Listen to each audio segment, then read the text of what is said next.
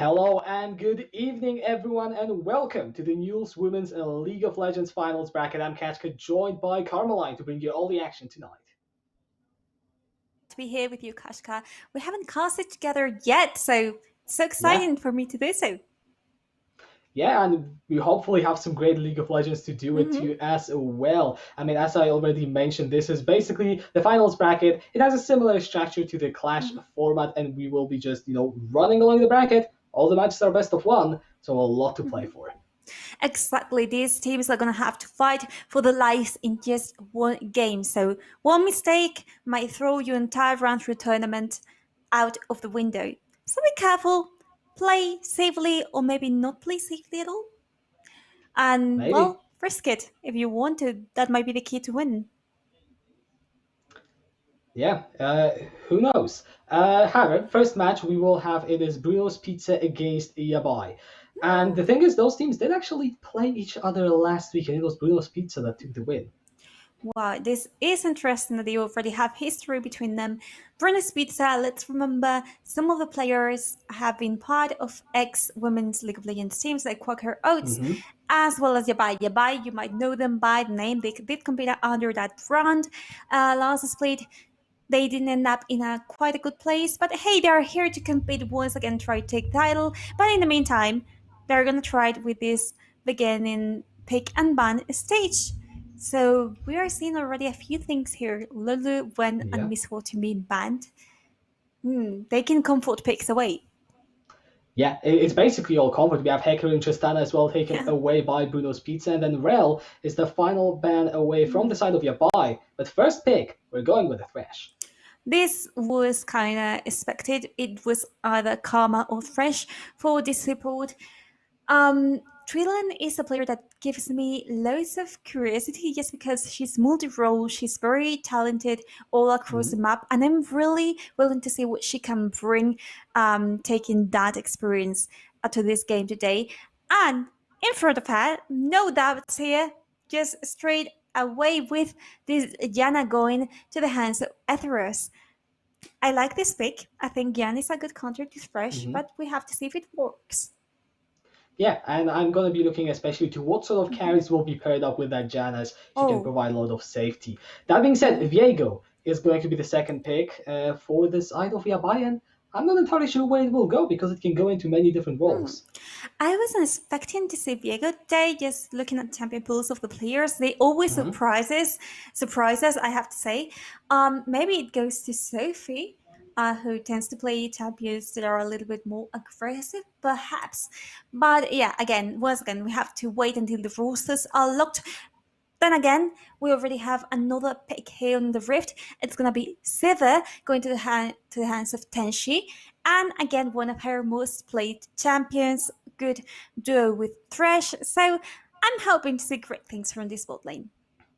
Yeah, I'm hoping to see some things as well, and especially that when the teams are asked to try and describe their playstyle, it was Yabai who said strong side bot lane. Yep. And Bruno's Pizza, I'm looking at Sivir Thresh. This already is a very defensive bot lane that does well. Exactly. It seems like they've taken notes. They decide, okay, what can be comfortable in is going to be this bot lane that you've already mentioned. And they've also chosen the mid lane here, Malzahar going for Bruno, Oriana going for Dubai, two very different playstyles, two mages in front of each other. You told me that you will be paying lots of attention to this lane, and hmm I get why. I mean, these two mid laners, they haven't been mentioned in either of these strategies that they've told us about, but I also think this might be the lane that will show us the most interesting plays. I mean, hopefully. It definitely is going to be a battle for priority if I look at Malzahar and Oriana. Whoever can get ahead suddenly will find themselves with a lot of room on the map, especially with such controlling ultimates as the Shockwave and the Nether Grasp.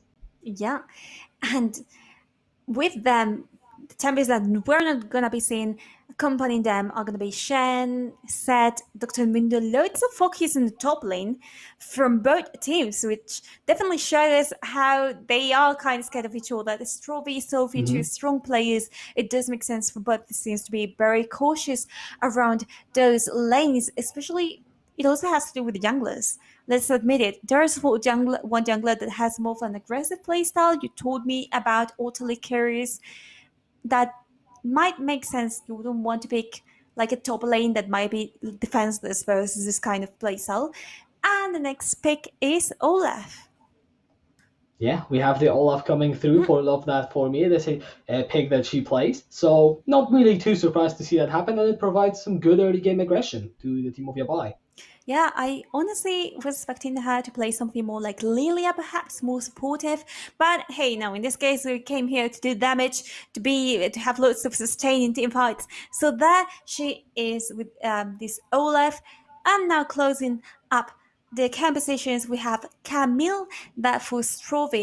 Camille, a very strong champion, a very strong duelist in the top lane. We'll see who she has to face because Diego, then again, Ooh. I'm assuming Diego is either going jungle or top lane, so one of those two she will Hmm. have to face him there. And closing it, we have Diana. I'm guessing it'll be in the jungle. Ultra Licorice Yeah. has played her several times, and I'm really living for this kind of aggressive composition. Hmm. Yeah, it's exactly what you said. Camille Diana, I just look at this top lane and I just see straight up action. Of course, Yeah, also just to mention, Emumu likely to be a proxy pick. We will find out just soon. And I assume that the draft going blank means that it was a proxy pick. Just to get back on track, Camille, Diana, I just see damage. I just see kills there. absolutely. So many action going on there. What we foresaw, like we did foresee it, or they told us about. Either way, they told us about the playstyle. Yeah. You talked about it. Strong top side with loads of robbing going on in there. So it does fit the bill, right? Like we have that Camille in there. Let's not forget about the Mazahar in mid lane, which I'm assuming will take a little bit of the backseat. Then again, it'll be a bit of a fight in between mid laners to see who gets a pry, as you said as well. And then that bot lane, which leaves me with many questions Hmm. between this Sivir and this Thresh. You have the engage if you want to opt for that. You also have Sivir to provide that mobility to the rest of the team. So I'm more inclined to look at them once the team fights start rather than just now at these early stages where I'm just expecting them to play more defensively rather than just going all in. But anything can happen. I'm Yeah. vouching for these teams to give us an incredible evening. And as far as I know, that last Mhm. proxy pick would have been for AD carry. So we still don't know what the bot lane for Yabai is, by all Ooh. means. And I mean, it is. Hold on, what does the support lock in? Jana? Oh yeah, Janna. So we are probably going to see some sort of hyper carry. Hmm. But I think bot lane is definitely interesting if you're looking for your buy side. Yeah. I think you got something. No, I was just thinking Yana, Okay. perhaps a Jinx by her side, something really, really hyper carry, something crazy, kind of like that. We know that Luciani is a good player of Jinx. But then again, she can also Hmm. play Barrows really well, which wouldn't be such a bad parent with Yana. Either way, if we are looking at Etheros, Yana, a champion that honestly I mean, usually it's used for the disengage with the tornado and so on, like small used passively, but Hmm. in good hands, that champion, I Yeah. usually used to underestimate her. It was like, yeah, nah, I don't even know how to play her. But I've seen her do quite important things for her team, so it will all depend on who she has by her side. We are going to Yeah. see it once they tell us what the proxy pick is. Yeah. I mean, hopefully at some point soon. Also, I'm just thinking, Janna. The Hmm. other team I'm looking at, the main engage is probably going to be that Diana, and she has to rely on the dash to get in. If you have a good timed Howling Gale or even the ultimate from Hmm. Janna, that just destroys your entire game plan if you Bruno's Pizza. As I did not expect the Cassiopeia. Whoop! We have I double mage, three hmm. mages, but two mid lane mages in here. And also it seems to be Fiora instead of Viego, so Viego was also a proxy that we didn't catch on to. I mean, it Damn. was logical. It did quite fit the meta. It was like so outlandish and weird. But yeah, I'm kind of disappointed to see that Vigo is not there. But I mean, Fiora, right? Fiora in the hands of Sophie. I do. This makes more sense. And now that we have the entire composition for Yabai, which has changed quite a bit, let's discuss a little bit this mid lane, bot lane we've got going on in here. Cassiopeia, kind of taking that torch from The Seraphine AD carry back in Hmm. the day. Now this few this latest patch having Hawkinson had more in the super role, mid lane role. But when it comes to Cassiopeia, it's always interesting to see this and what's going to happen. She's going to be able to block very easily Severus' mobility thanks to the Venom. I think this is changing the map completely for Yabai and for Bruno's Pizza as well. Yeah, and I also think the big thing is that Yabai aren't really committing for an AD carry. When it comes to really sieging the towers, you're not going to have that much. So when I'm looking at this team, it has to be Sophie split push on the Fiora, and then Oriana Cassiopeia, wait for 4 days. You don't need to worry there too much. Yeah, I mean, I think in the early minutes, in the first minutes of the game, we're gonna see this Cassie do some interesting things there. Farming, she's got the Mhm. Diana by her side to poke a little bit the enemy, especially considering it's a thresh. You need to be up close to the minions in order to help your AD carry.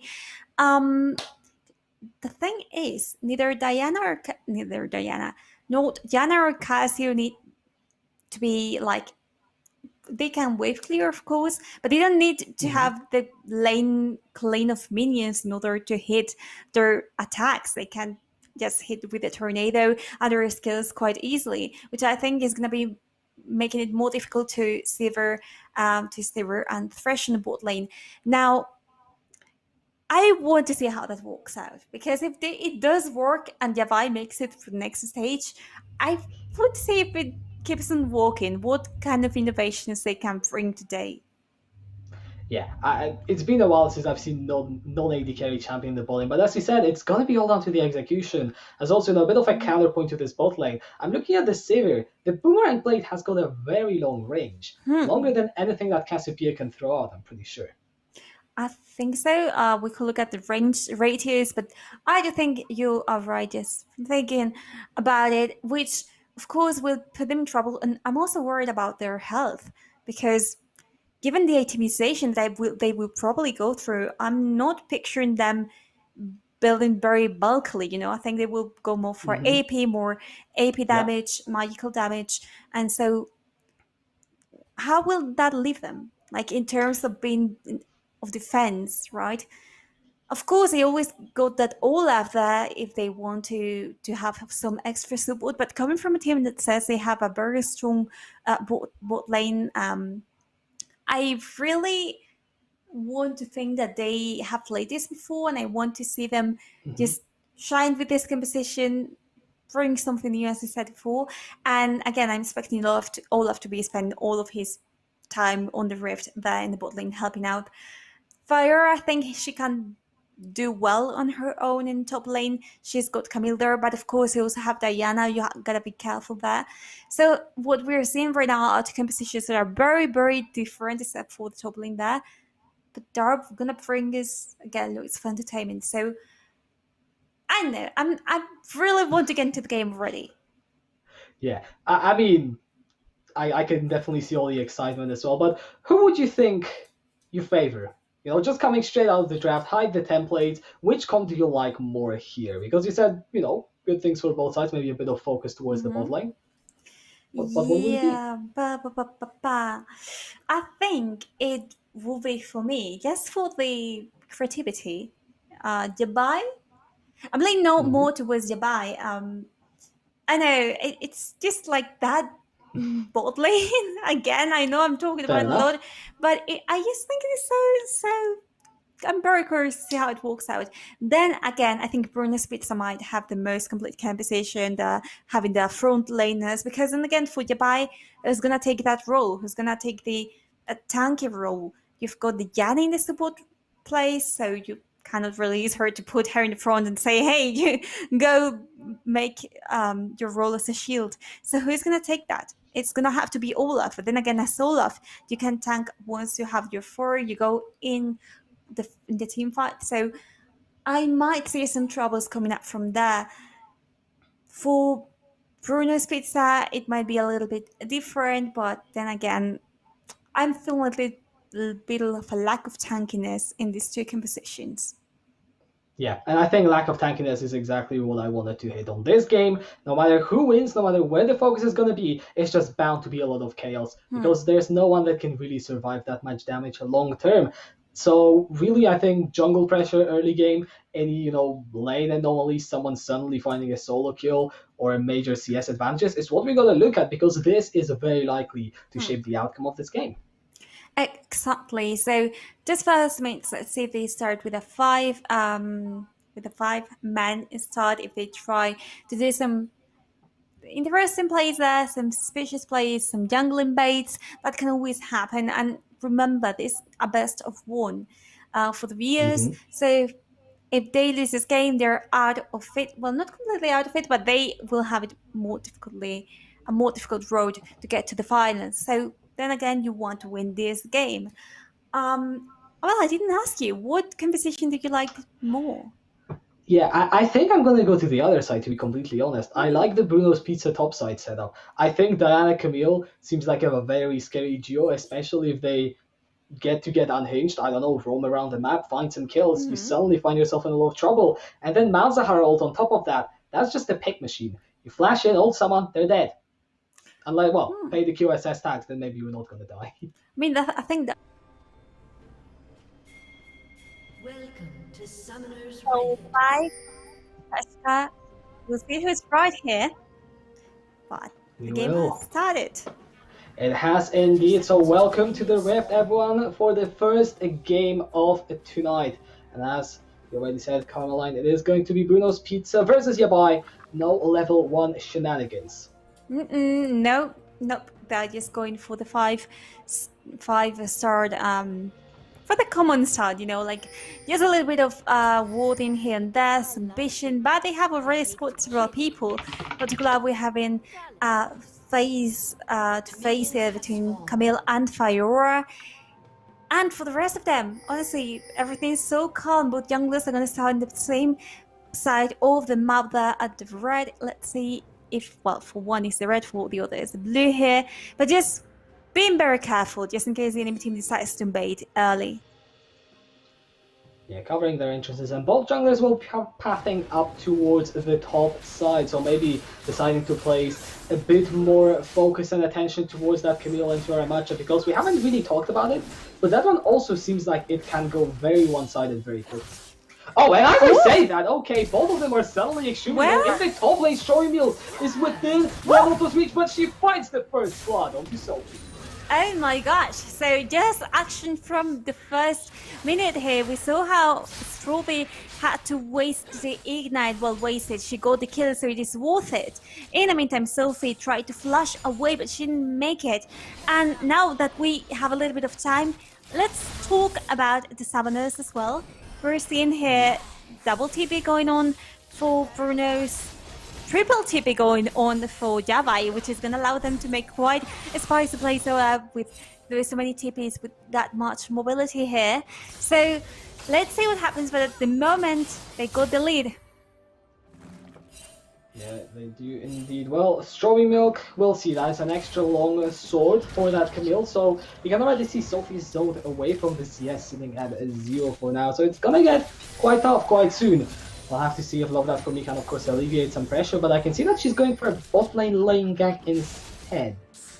Yeah, it's kind of an exchange. You got the first kill in top lane. Now I'm going to try and take the kill here in the bot lane. But careful there. That is a beautiful hook in from Twilin. However, Kenshi is ignited down. The heal will come through. Is the damage enough? Lucian running towards the top side. She will find hold on that one turret shot. And Twilin finds the kill onto Love That For Me. Kind of a disaster for Yabai's gang. Yeah, but at the same time, Twilin has used every summoner spell, and so has Tenshi. So has it been that worthy? Woof! Sophie just going away barely alive. So as I was saying, they've wasted every single summoner spell on this bot lane fight. Have they saved themselves? Yes, but at the same time, you might be up for another gank, for another roam, and that can be very, very dangerous in this first minute. Can be indeed, and I said it before we went to the game, we gotta watch out for where the leads are being built. Currently top lane is the lane that really captures my attention because Strawberry Milk is only ahead in CS. Sophie just had to TP back to lane and she is already at half health. Absolutely. Sophie's not been given any kind of chance. She's a duelist as well, like Camille, but she's got a really weak ally, which is going to put Camille on an advantage there. The level 3 is one of her first power spikes. She's hit level 4 just a few seconds ago. She's got such mobility that it's very easy for her to just outplay Fiora right now. Will she be able to make it later on? Well, we have to see, but Fiora has to try and not be killed, just scale and get that lead that she can get later on in game. Okay, maybe not. Yeah, so there was some action towards the top side, 1-for-1 it seemed. Love that for me swooping in to pick up a kill onto Strawberry Milk, but this is starting to get very dangerous. I feel like with the Camille now picking up that Sheen, this matchup in the top lane could run away very quickly. Absolutely, already 2 kills with her, with this Camille, and look at this bot lane at the same time being just pushed onto the tower. Not many chances for them. It's true they are okay-ish when it comes to CS, but then once again, what are they gonna do? I think it's all in the hands of Love that for me of this Olaf to even things out a little bit. Seemingly trying to just take the jungle apart from the enemy team, and I see them have a little bit of action here in the mid lane, trying to give that Orianna a little bit of power there. Nope, just back in. Lissy just smells out the gank. She knows what's happening. Oh, the recall is gonna get interrupted. That is unfortunate for Love that for me. That is quite a few seconds wasted here. Yeah, I mean, and you've also been spotted, so the enemy team can allow themselves to do whatever they want because they know they're going to be ganking around there at any given time. And at the same time, you see Diana there roaming, as they said she would be doing so, getting some vision, getting there in her own jungle, identifying what the wards were, just, monster hunting a little bit and giving her team that support. And here you can see it. Look at the CS difference between the top laners. Absolutely just terrible for Sophie. Good parry though. Good parry, Sophie. but I was suffering there. I mean, I think we all are suffering watching Sophie unfortunately get beaten up this hard by Strawberry Milk. It is a 26 CS advantage, and at this point, if you're Yabai, you're faced with a bit of a tough choice. You gotta either commit to bailing out Sophie, or you gotta get a lead elsewhere. If you do nothing, this Camille is going to take over the game. Yeah. And I think that's something that neither of them want to be happening. I mean, Sophie doesn't want it to be happening, but she's been killed twice already. She's playing a lot more carefully now. And even more so, now that this dragon is coming up, and this could be a good time to exchange kills in there. Top lane for dragon. But no, at Tambin, it's gonna be Bruno's Pizza taking the dragon with no contest about it. But look at this Yana roaming already in the mid lane. Yeah, not a whole lot, unfortunately, being done. Lissy playing very defensive in the lane. As Strawberry Milk gets another kill onto Sophie, this dragon is going to go uncontested. Love that for me picked up the return kill, which seems to be the repeating story, and the top lane kills just being traded. But the dragon still over to Bruno's Pizza. The gold, though, remains about even at about 1,000 for the last few minutes. Yeah. Even though we've got the dragon and so many kills, it still doesn't put them that far ahead, as I said. But still, I think the deciding lane might be the spot lane right now. The mid lane, it's also quite even there. The top lane is almost completely decided in favor of Bruno's Pizza, given how far ahead Camille is. And careful there. Oh, the hook onto Lucy and forces the flash away. Here comes the teleport, though, from the side of Yabai, and this Mitsuyo joining the fight. She's got access to the shockwave. However, there is no commit. Instead, it is just 2 summoners being forced away from Yabai. Nothing is gonna be done right now, which I find a little bit disappointing, but at least you're giving your bot lane a little bit of time to breathe, and also give Love that for me the chance to take away the Herald from the enemy team, which will allow them to, gain a little bit more control. But careful there. Oh, not again. Oh, Strawberry Milk going in for the hook shot, and Sophie flashes under the tower. Strawberry Milk decides to not commit. That is however the nether grasp onto Love that for me. The damage, well, it's significant. However, if it's just a miles high, that's not going to be nearly enough for the kill. Oof. Okay, at least Orianna was right there with the shield. Oh!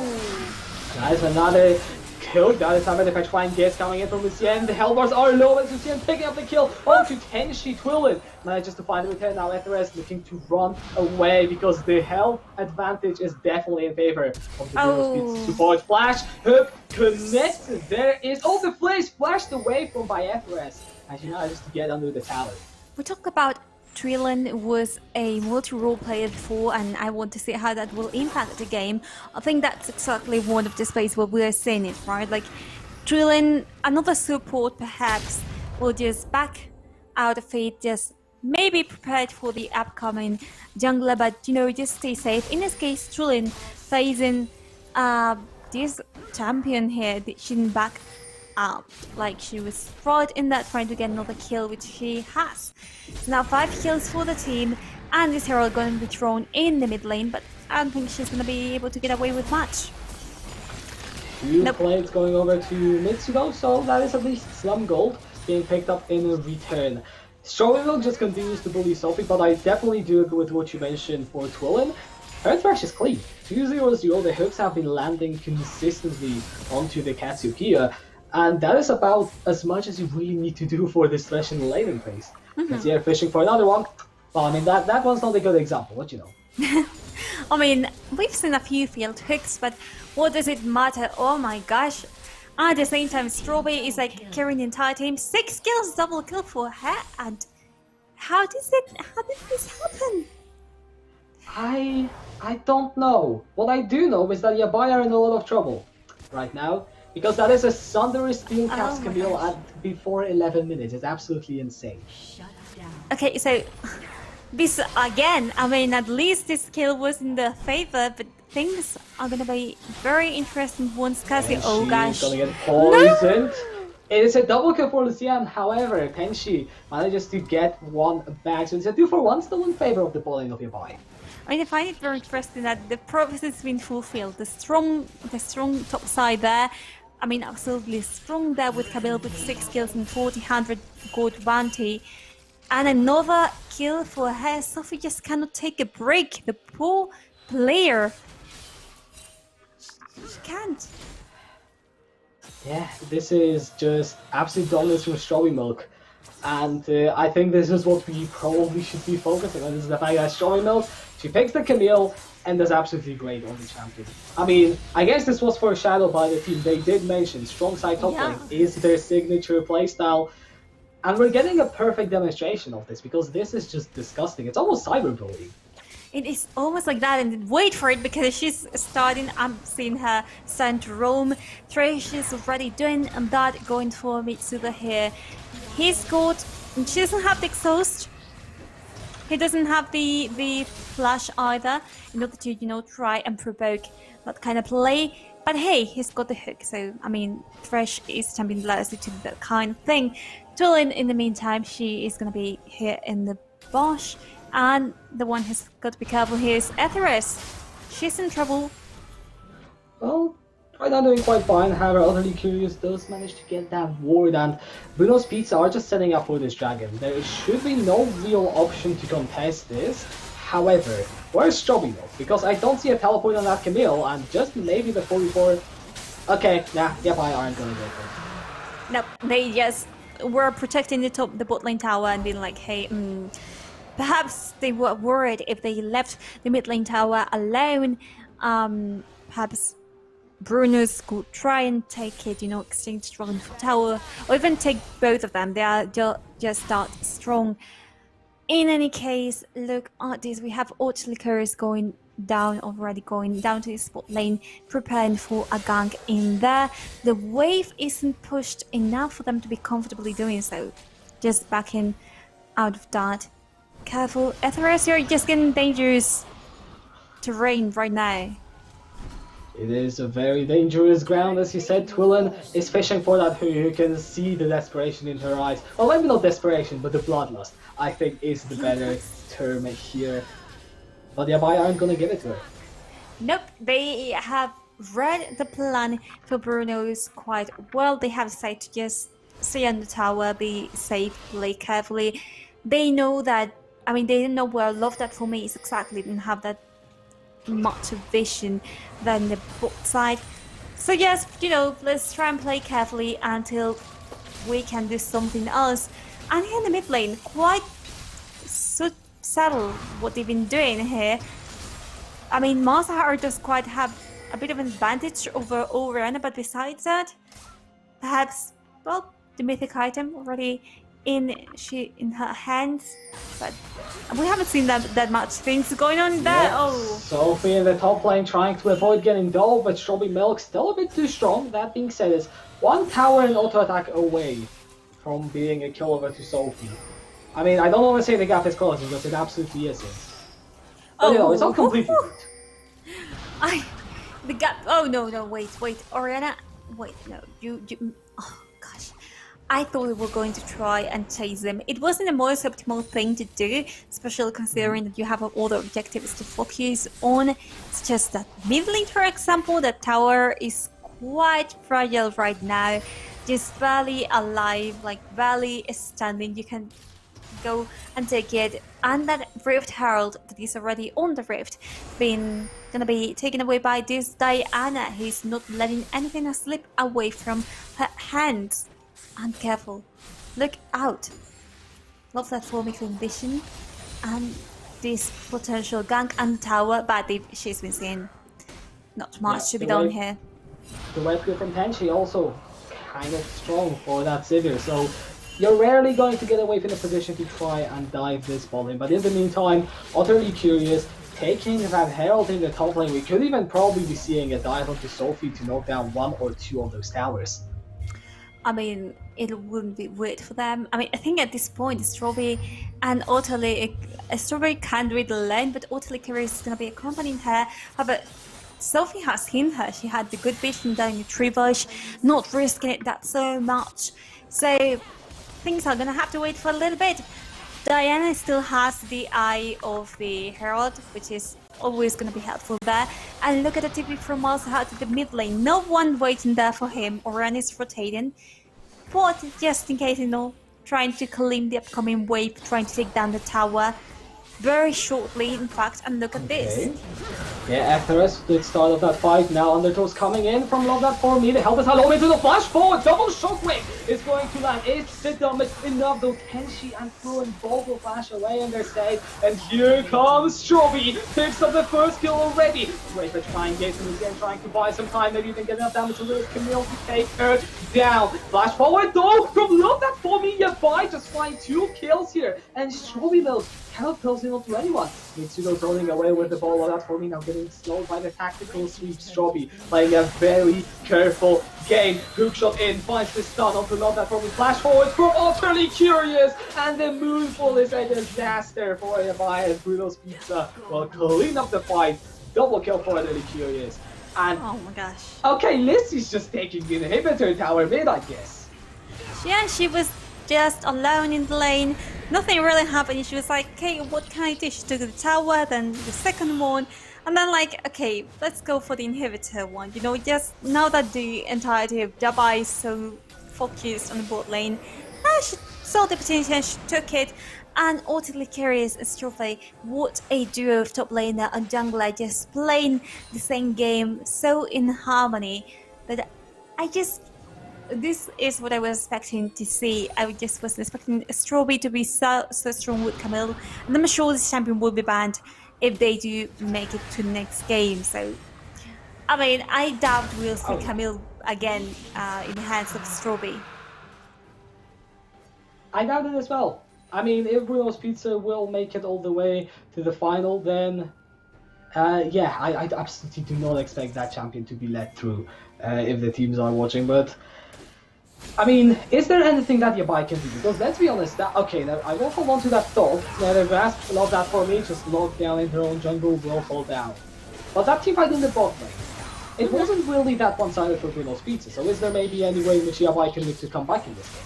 I mean, of course you can play the pick kills game, which is essentially trying to corner enemies alone, like Camille just did, and trying to get the kill on top of them. But then again, it's quite difficult when you're facing this kind of champion. It depends a lot. You can do it onto Diana, but on Camille, who's got like the those hooks and she's got the ability to get out of this kind of situation so easily, it's not gonna be any easy for you to do so. So at this point, I think Yabai need to defend and just try and pick kills wherever they can. Look at this, what they're trying to do right now. Just protect on the tower, but not much else that they can do. Yeah, I mean, Strawberry Milk is itemizing fairly aggressively. I mean, there are some health items, but not much MR, is what I'm saying. And we mentioned there are no AD carries. It's Mitsudo and Lucian who will be both dealing magic damage. So if Strawberry Milk gets caught in, I don't know, a CC chain of Petrifying Gaze and Miasma, then just maybe there is enough time for Yabai to burst her down. Yeah, absolutely. I think that's their only hope. Oh, look at this. Okay, that's Lucien going for the Petrifying Gaze, finds the stun onto Lissy. That's a great kill. Oh, I love that for me, and the ambush works out.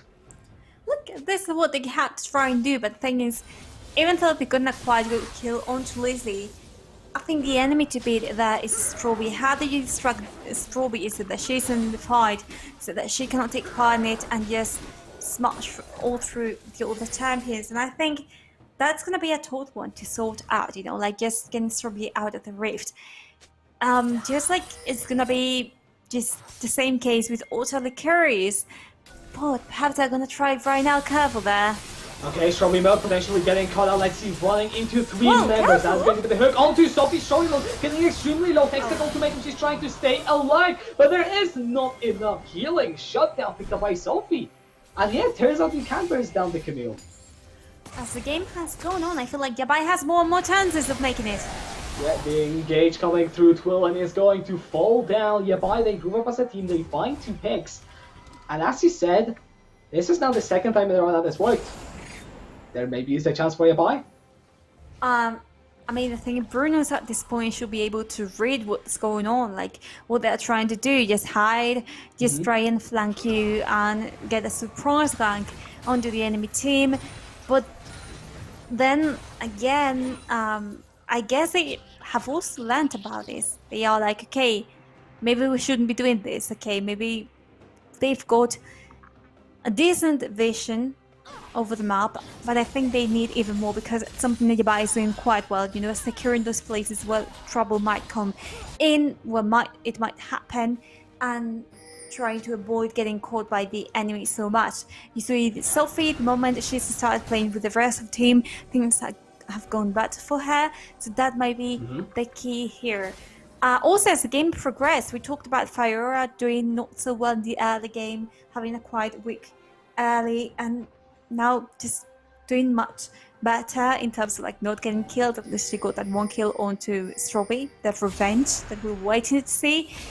Let's see how they react now, because we have Bruno's getting right into jungle. I'm guessing looking for someone to pick a kill on. They might just find Ethres and Mitsudo instead. Controller is going to be Strawberry's focus. I mean, I respect the patience not to jump in. We saw what happened last time, that Strawberry was in a 1v3 situation. The Dragon is spawning in 30 seconds. It is the Soul Point, something that apparently missed this. So Bruno's playing well around the objective, setting it up. Yabai will need to walk into them at some point. Yeah, I mean, they have to team fight, and this is a good moment to do so, isn't it? That is also a great moment to getting Strawberry away from the rest of the team. Flash is forced away from Utterly Curious. Teleport was committed in by Sophie. That's a lot of damage coming out from Lissy. And also trade of cooldowns. I'm pretty sure Yabai lost that one on how much they had to burn. Oof. Oh, I mean, they cannot risk it right now. Sophie doesn't have TP in case they just get killed. Neither does Mitsudo. They are gonna go protect the mid lane tower. Look at it, it's quite almost done right now, and that gives Bruno's the opportunity to take this dragon away from them. And now perhaps try and end the game. Look at that Oriana trying to wave clear there, but that's a very dangerous place to do so. Yeah, now with the Ocean Soul as well, we saw Strawberry Milk just barely die in that 1 versus 3. Now when you've got all that extra healing, I am getting worried for Yabai's ability to burst down the Camille. I agree with you. I think that's the biggest issue that they've got for them.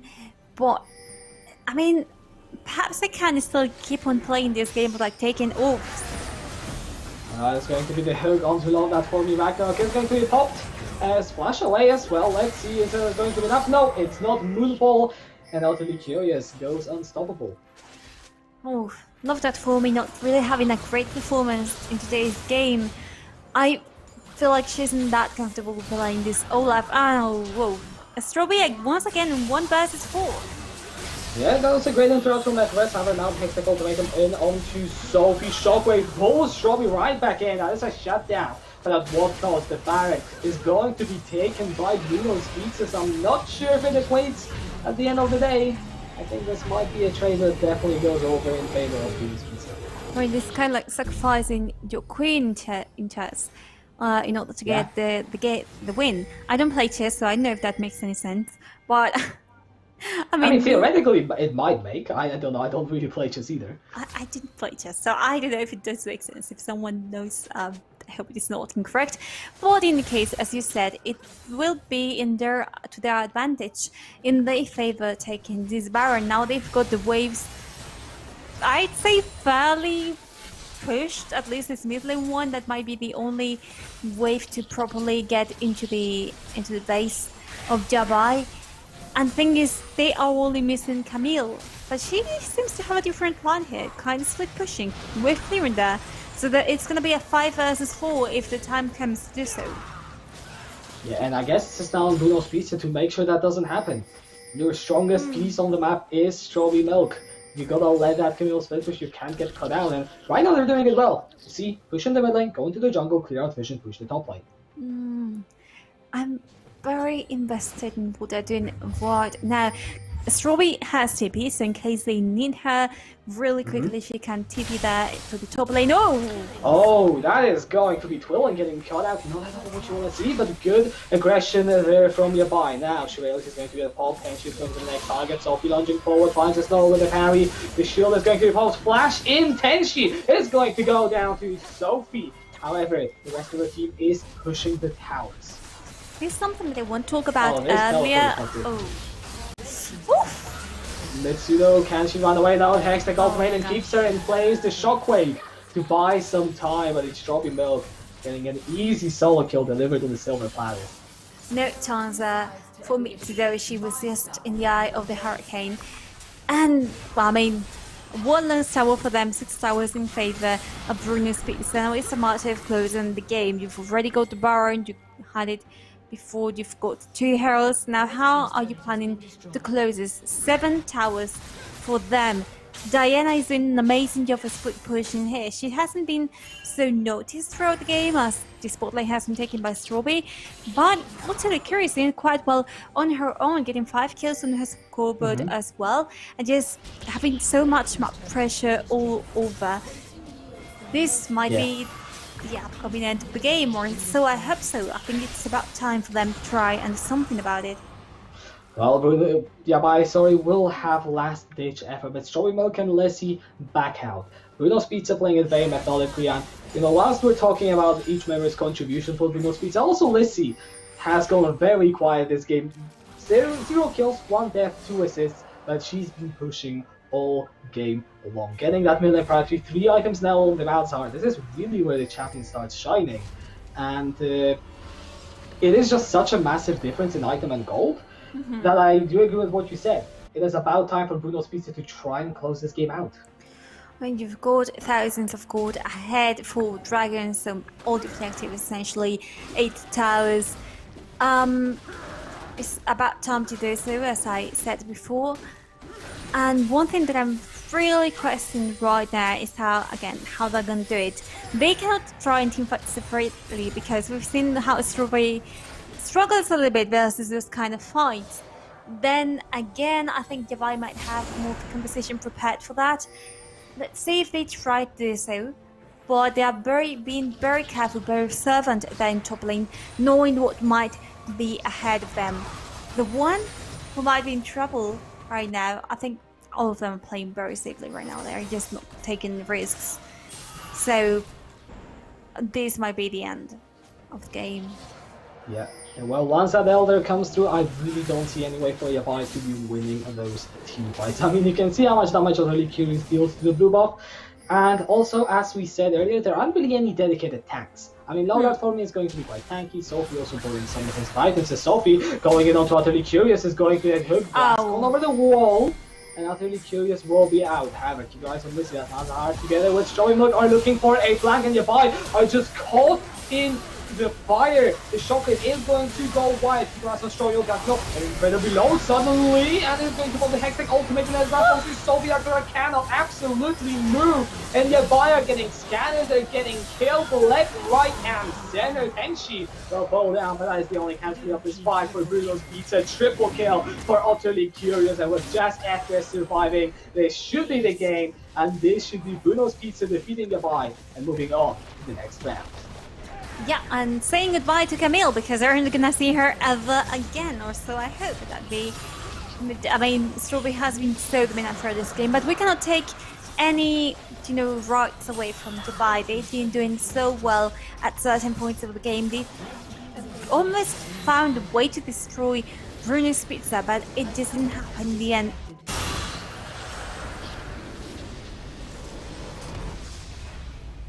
Go away with the loss, but I think you can take the pride of at least having tried and having done well at certain times. Yeah, I mean, honestly, the bot lane, some of the fights look kind of close, but also I don't want to take any spotlight away from Bruno's Pizza because that game was just absolute show of dominance. They fully deserve to move on to the next round, and also in case anyone might be now tuning in, this is sort of like a clash bracket. This was the first round, so the second round we're down to 4 teams, and Bruno's Pizza definitely coming in hot.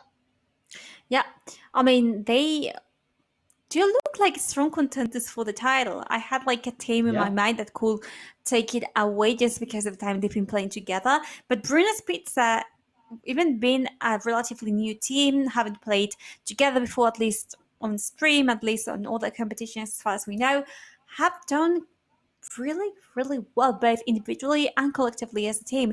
So I want to see how they face the rest of the games today. Yeah, and honestly, the one thing that I am now kind of curious about to see is how would Stroby do maybe over the Camille, or maybe when someone can stand up to her, because it is a best of one, so we only saw that from Bruno's Pizza, and they're looking absolutely great. However, what happens if you maybe get a counter? What then? Well, I guess her champion pool might be wider than that, but it's true that with this Camille being so strong, is she able to perform just as well on other champions? Is Stroby not a one-trick pony, but more like focus on this kind of style? Can they change it? Can they focus on the bot lane instead? Can the enemies read what they're gonna do moving forward? We'll have to see. Yeah, we will have to see. However, I think we will just throw it over to a short break before the second game of tonight, where we'll be going over to the other side of the bracket to see, well, you'll have to stick around to find out.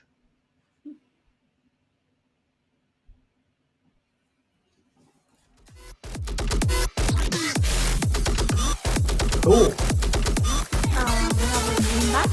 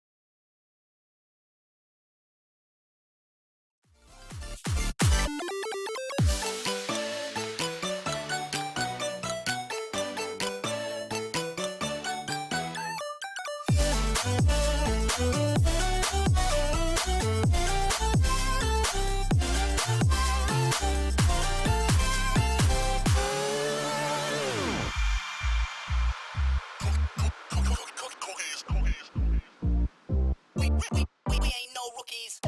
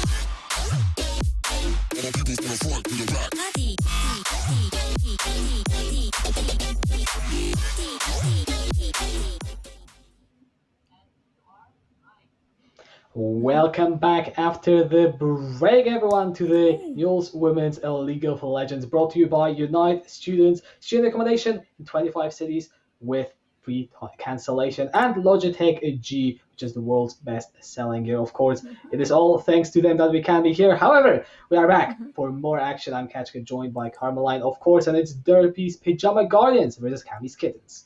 Wow. So this is one of the games that I want to see the most, just because we have the Hmm. defending champions here, Davi. They have got such a history on the backpack. Like they've been playing together ever since winter 2020.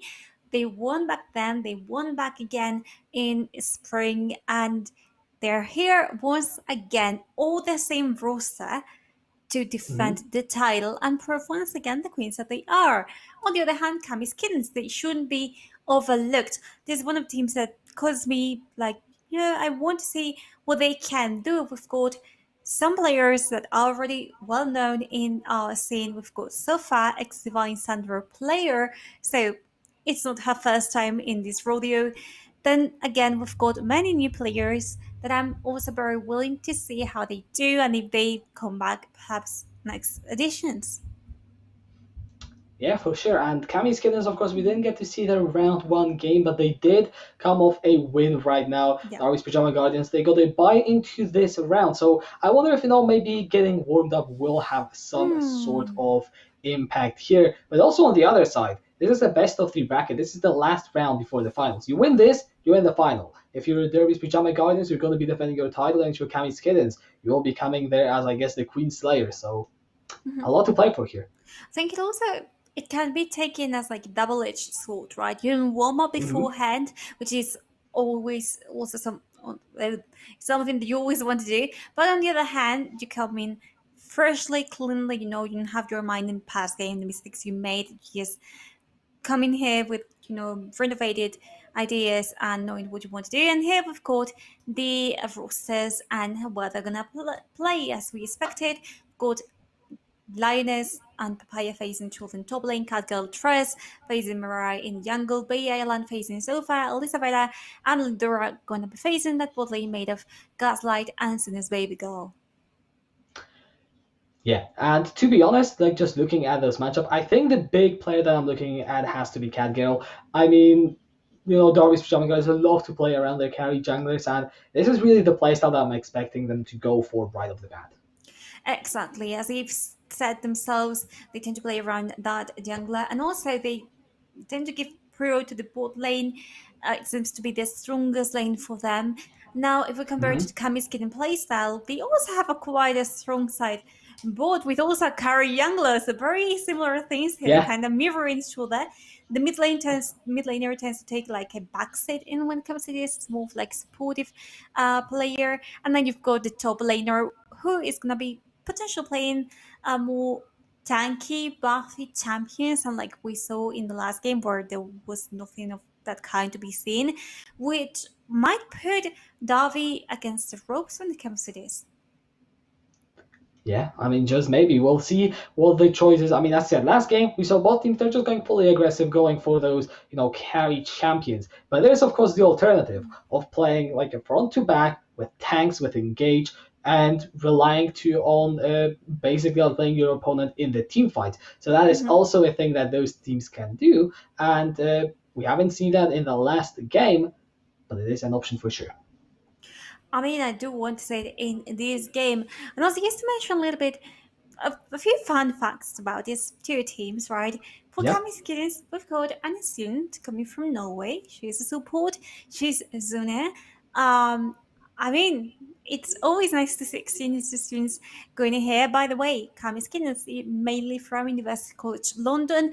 This is something that we brought up last editions, last winter, spring, like the rivalry between teams that are comprised mainly of students from Hmm. one university. In the case of Derby, as the name says, they are all from Derby, Yep. all of them, and quite a few of them are graduating this year. So, I mean, maybe this is the last chance for them to play together to show the university sports scene what they can do and what they've been able to do. It's like an extra accomplishment apart from getting your degree. It's like saying, "Hey, I was the winner of this," which I think is really cool. Yeah, it absolutely is, and especially if you can, get all the three wins in all the splits this year, then that is an even bigger thing to go off. So Mhm. yeah, Derby's definitely, playing with, I mean, I guess some pressure. Although I don't know, for a Yeah. team that has been around for that long, I think they might just, got it. I mean, they have that scenery going on for them for sure. For one I remember from last split, they were like, it is very interesting. Something that we have to thank Daniel for is this tournament has allowed for many friendships to take place, Hmm. to flourish. And many players have switched teams. Hey, we have better synergy here. And they had like very interesting rivalries going on. Like, hey, they stole jungler. So now we stole theirs and we are stopping rosters here and there. In the case of Davi, they remained together for the entirety of it. And as you said, the pressure might be a factor in here. We've seen long time rosters that have a stick together, and then a newcomer comes better synergy and just sweeps them away. Is this a case for Kami's Kittens? We don't know yet. We haven't seen them play on stream, but I really want someone to provide more competition for Davi. Last split we had Hacker and PTSD. We had plenty of teams. Hmm. In this case, it may be Kami's Kitten. Yeah. Well, talking about newcomers, Yeah. we just got some information from the production that Kami's Kittens will have two subs in Annie Banani in the top lane and Chibibu in the mid lane. So Oh. there we go. Some more substitutes coming through. Oh, I mean, this is amazing. I mean, Annie Banani, we've seen her play in the past in women's Yeah. League of Legends, and I think Mew, we have seen her as well. So this just makes things a little bit spicier, even more spicier than they were before. What will happen? We don't know exactly. We just can guess. Are there any picks that you're expecting? Because I'm gonna reply to my own question. I wanted to just that. I'm waiting to see Catgirl Tress. Has she innovated at all when it comes to her champion pool with the newer patches? Of course, taking into account recent these teams back in March, if I'm not mistaken.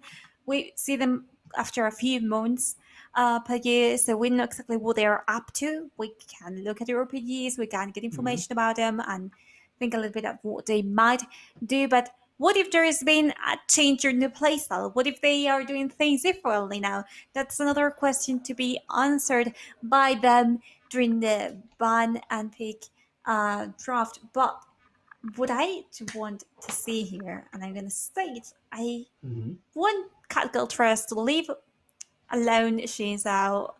Enough of that.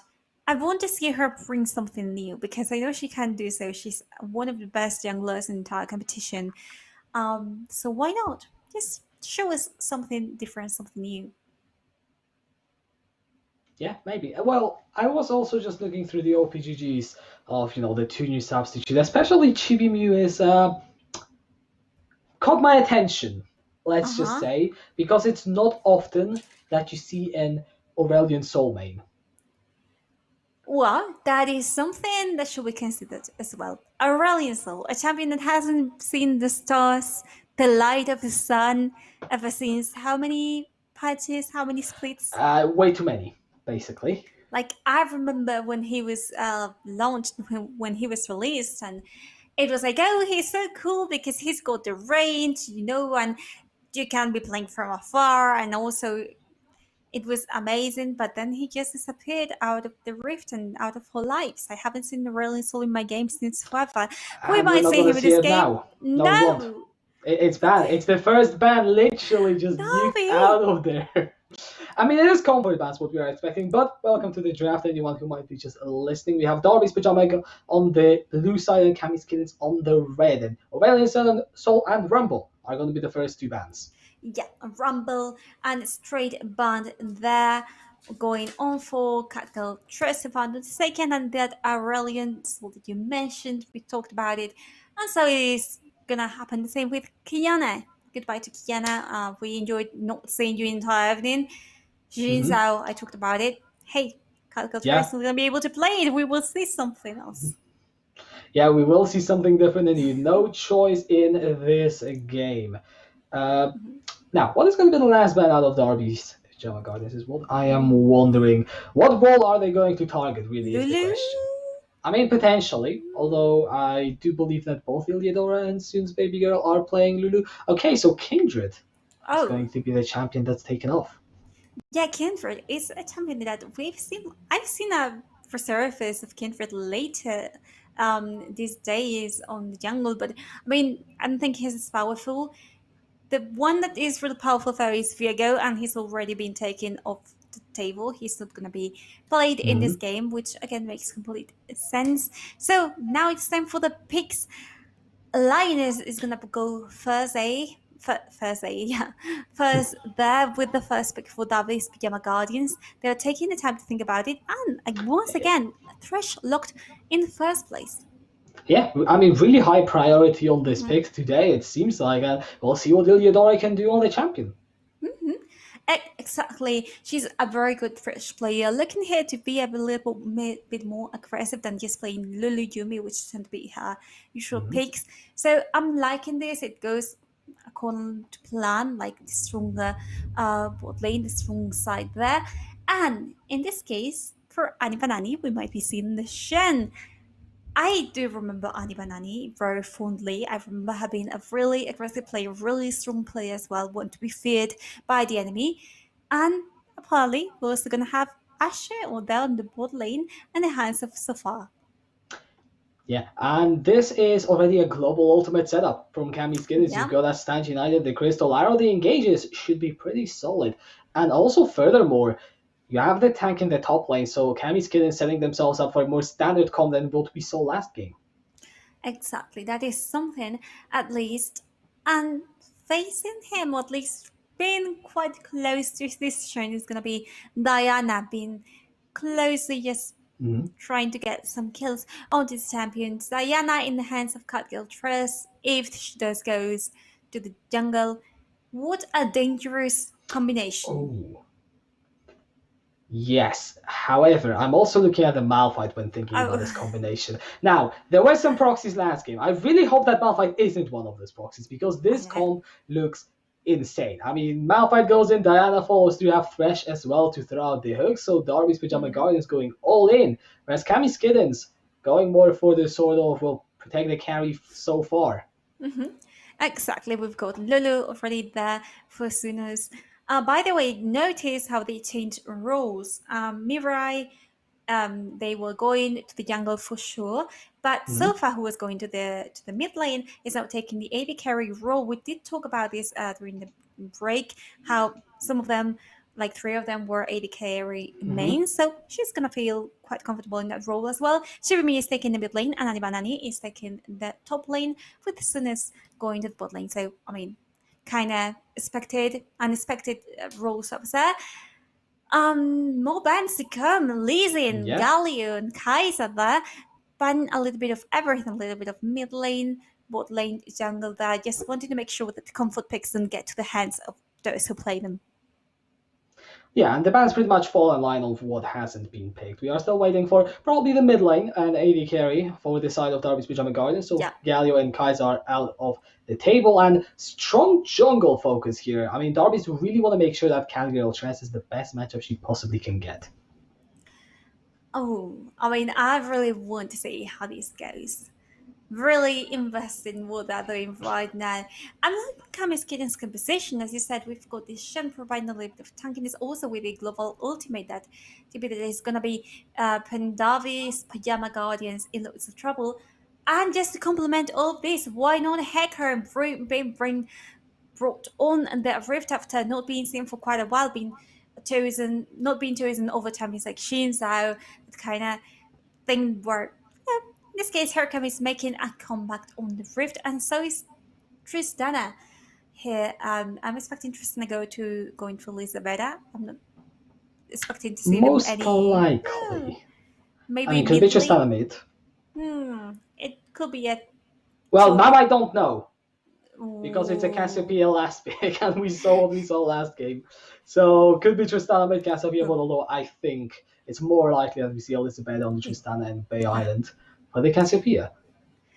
Okay, so Bay Island, Kazubia, another deadly combination here. Bay Island is one of these players that you're like thinking about, and you're like mages, they're like supportive mages, right? This is more Mhm. about fighting. And talking about fighting, in the previous game, they were in a team, yeah, in the same team. Now Orion and Cassiopeia have been separated and taken to opposite mid lanes here, just closing up the lineups for both of these teams. So we have tanks finally in the hands of Linus with this Malphite.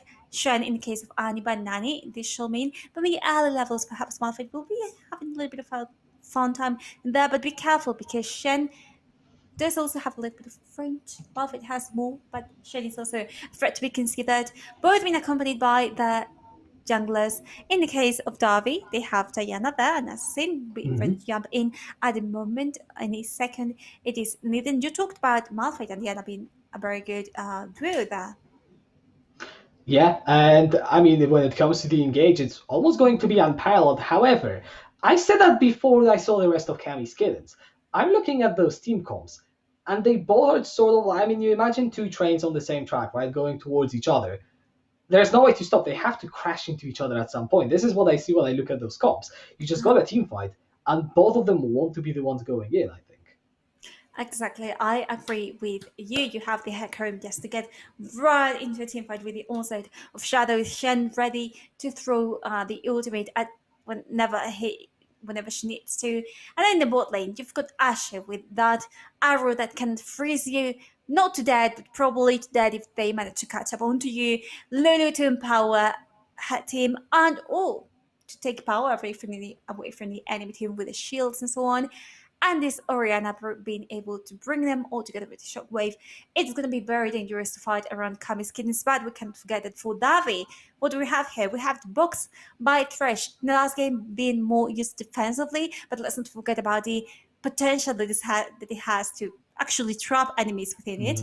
Then we have Tristana with the jumps just to get right in the middle of the enemy team. And of course, Kazupe is slowing down enemies and just getting kills here and there. So who will win? For me, just based on draft, I cannot say for sure. I'm just leaning more towards Davi's composition, but as you can see, I adapted a little bit just because I think they are both even when it comes to tankiness, AP, AD. The difference for me will be in the jungle for sure. I think I agree with you here. I think Diana versus Hecarim is a very volatile, very dangerous matchup. Especially that, I mean, we know Calgary's Stress, she's been around for a while. We know what she's capable of. And now Mirai has to try and challenge her. We'll see if they are able to, do so on the Hecarim. But in general, I feel like whoever gets ahead, get those first 3 kills, it's going to be extremely tough. Exactly. Let's also think about where they will be focusing on, because both teams have said that they are prioritizing bot lane. 2 bot lanes where I see, I think in that case, the advantage might be going to Cammy. I just see like Lulu and Nash being able to just poke from afar, just get these minions from afar. Tristan and Fresh having to be a little bit closer, which might put them in trouble. But then again, just one misstep by Sofa or Zane and just one hook by Fresh, you're done. So with that being said, what will we see? Will we see a change of playstyle? Maybe. I'm just thinking they will stick to it, to what they've already said they do. And let's look at something very interesting. Cami Skin has talked about the scaling supportive mid. They've gone with the scaling option rather than supportive, the supportive option. But then again, with the roster changes, will anything change? That's very interesting to watch. Well, change is a relative concept, and we haven't seen Cammy's kittens, so we don't really know what the baseline is, and this is what makes it exciting. Both these teams, it is second round, but they are coming in fresh. Well, Darby's actually didn't have a match before that. Cammy's kitten had one. Of course, we didn't get to see that, and now we get to see them fight for that place in the final. And the comps are somewhat similar. You mentioned the mid lane both playing supportive. Top lanes, they're both playing engaging tanks. They're both going to look to utilize their ultimates to try and affect other areas of the map. So in terms of the topside structure of play, both these teams going very similar, which means it's going to be the execution and the player difference itself that decides this game. I think that's one of the most amazing things about League of Legends. Like the matchups when they're not decided by how strong champion is or like how broken the optimization is, but based on the skill level of the players. And I think this is going to be one of those cases, right? Like you said, it's going to depend a lot on what these players can do on your own, more fun strategy than on like what champions can do. And look at this, Kashka. Yeah, welcome to the Rift, everyone. Second game of the day, the semifinals, if you will. Darby's Pajama Guardians, the defending champions for Women's League of Legends versus Cammy's Kittens, looking to knock them out. Remember, this is a best of one, and Cammy's Kittens going for an aggressive play. And they're going aggressively already behind that in the bush, trying to pick a kill if they can on to Bay Island. Oh, be careful there, Cassiopeia. Oof. They were seen by them. Yeah. But I thought that they were going to try something also. Yeah, I mean, there isn't really that much early game crowd control from Cammy's Kittens. It's got to be a taunt flash from Annie Banani, and then I'm not entirely sure if you want to be committing this hard. So I think the ward is acceptable. There isn't any, what's it called? Counter wards being placed in the jungle of Cammy's Kittens, so they are definitely going to be happy with the outcome of this level 1. Yeah, they should be happy, but not for long if things go the way we think they're gonna go, especially between the junglers. And look at this, I think they're gonna start on the same side of the jungle, which means that we might see something going on at the Skylecraft. But in the meantime, just a little bit of farming here on the jungle for both of these teams. Yeah, and both starting on the top side, which means that the junglers are going to path towards the bot lane. And I think it makes sense. Top lane, you're looking for, weak side champions, and bot lane is really where all the side lane action is going to happen. Exactly. Action is the word that we want to hear today. Seeing interesting plays, amazing plays that will remain with us for the rest of this tournament. And for now, as we can see, well, quite even in the bot lane, not much trouble going on for either team, and so is happening in the top lane, which is going to be quite a change since last game we saw was this a kill fest over and over again onto Sophie. Oh yeah, I mean, last game was almost entirely decided by the top lane. However, now bot lane we see some heavy trading. Sofa getting low, will have to run away, burns the heal. The exhaust was also down from Susan's baby girl. Iliadora, though, is able to walk away. It is 2-4-1 in summoners in favor of Darby's. Exactly, and I mean, starting to show off that dominance that they've got, that they've shown in all of the games. I think Darby's one of those teams that have a very characteristic playstyle that really knows how to play around those things. And as you can see here, they did it with this play. Also having Catgirl quite close by, that always gives you like some safety, but we can't forget that Mirai is also there for the team, so it's going to be quite interesting if they do try to face each other now. Well, bottom priority for Darby's means that it is going to be a scuttle secure. Iliadora going aggressive flash hook! She connects it onto Mirai! And Catgirl almost looking for the kill this fight from Mirai, and they are going to try and run away, but first blood still picked up by Catgirl, Tress, with the presence, like Iliadora falls down. What is going on? But at the end of the day, it is Cammy's Kittens that get 2 kills, only in trade for 1. Where's Elizabeth? Okay, she was in the bot lane, she retreated unlike the rest of her team. They did get the first kill, which will have given you a little bit of gold advantage, but they were just flanked so well by the rest of Cammy's Kittens. As I said, ended up with 1 kill of disadvantage there. I think it was quite risky for them. They were really aggressive and they had to pay the price for it, which was the life of Iliadora, which at least, I mean, it's Iliadora and Catgirl. She's not the best situation, but at least the kill is now for Catgirl Tress, who is the one time that you want to be fed. So, at least they got something out of it. Yeah, I mean, it's not disaster at the end of the day. The goal is almost even, a slight advantage for Cammy's Kittens. So, yeah, this is still very much up in the air. I think 1 kill onto Sofa is something that we should be watching out for. However, there is a CS advantage for Elizabeth. So I think on goal, those 80 kills might just be even. Absolutely. So, let's see, let's keep on watching even though Elizabeth is getting that lead in CS, and look at them being prepared there in the Vash in case, again, anyone from the bot lane of Cammy's can oversteps here. Now that the waves are even, they can just get out of there, just ward bash and keep on going with the game. In the meantime, let's look a little bit up this mid lane. Quite even then again for both of these teams. The waves are even too. And so is the CS score. I mean, right now, because Bayalen has to trade, of course, Tibimir does have a little bit of time to farm on her own, just calmly. But I'm sure in the next 5 minutes something is gonna happen between these two teams, because the Dragon will be spawning quite shortly too. Yeah, well, the Dragon is out, and I'm willing to say that it's going to be definitely less than 5 minutes until we see next action going on. So Chibi is already, you can see, pushing the mid lane out and then roaming down to place a ward. You love to see that, setting up a potential Dragon replay. Exactly, it's something that we want to see. And what we also want to see is Captain Press showing that dominance that she's good. Now, so far, she hasn't done that much, apart from taking part in that one play that was a little bit unfortunate for them. But look at both of these teams preparing here in the Dragon Pit right there. Neither of these teams want to let it go, but just in case you have the backup plan of going for the tower and just flipping the Dragon for the enemy team, which is what they seem to be doing.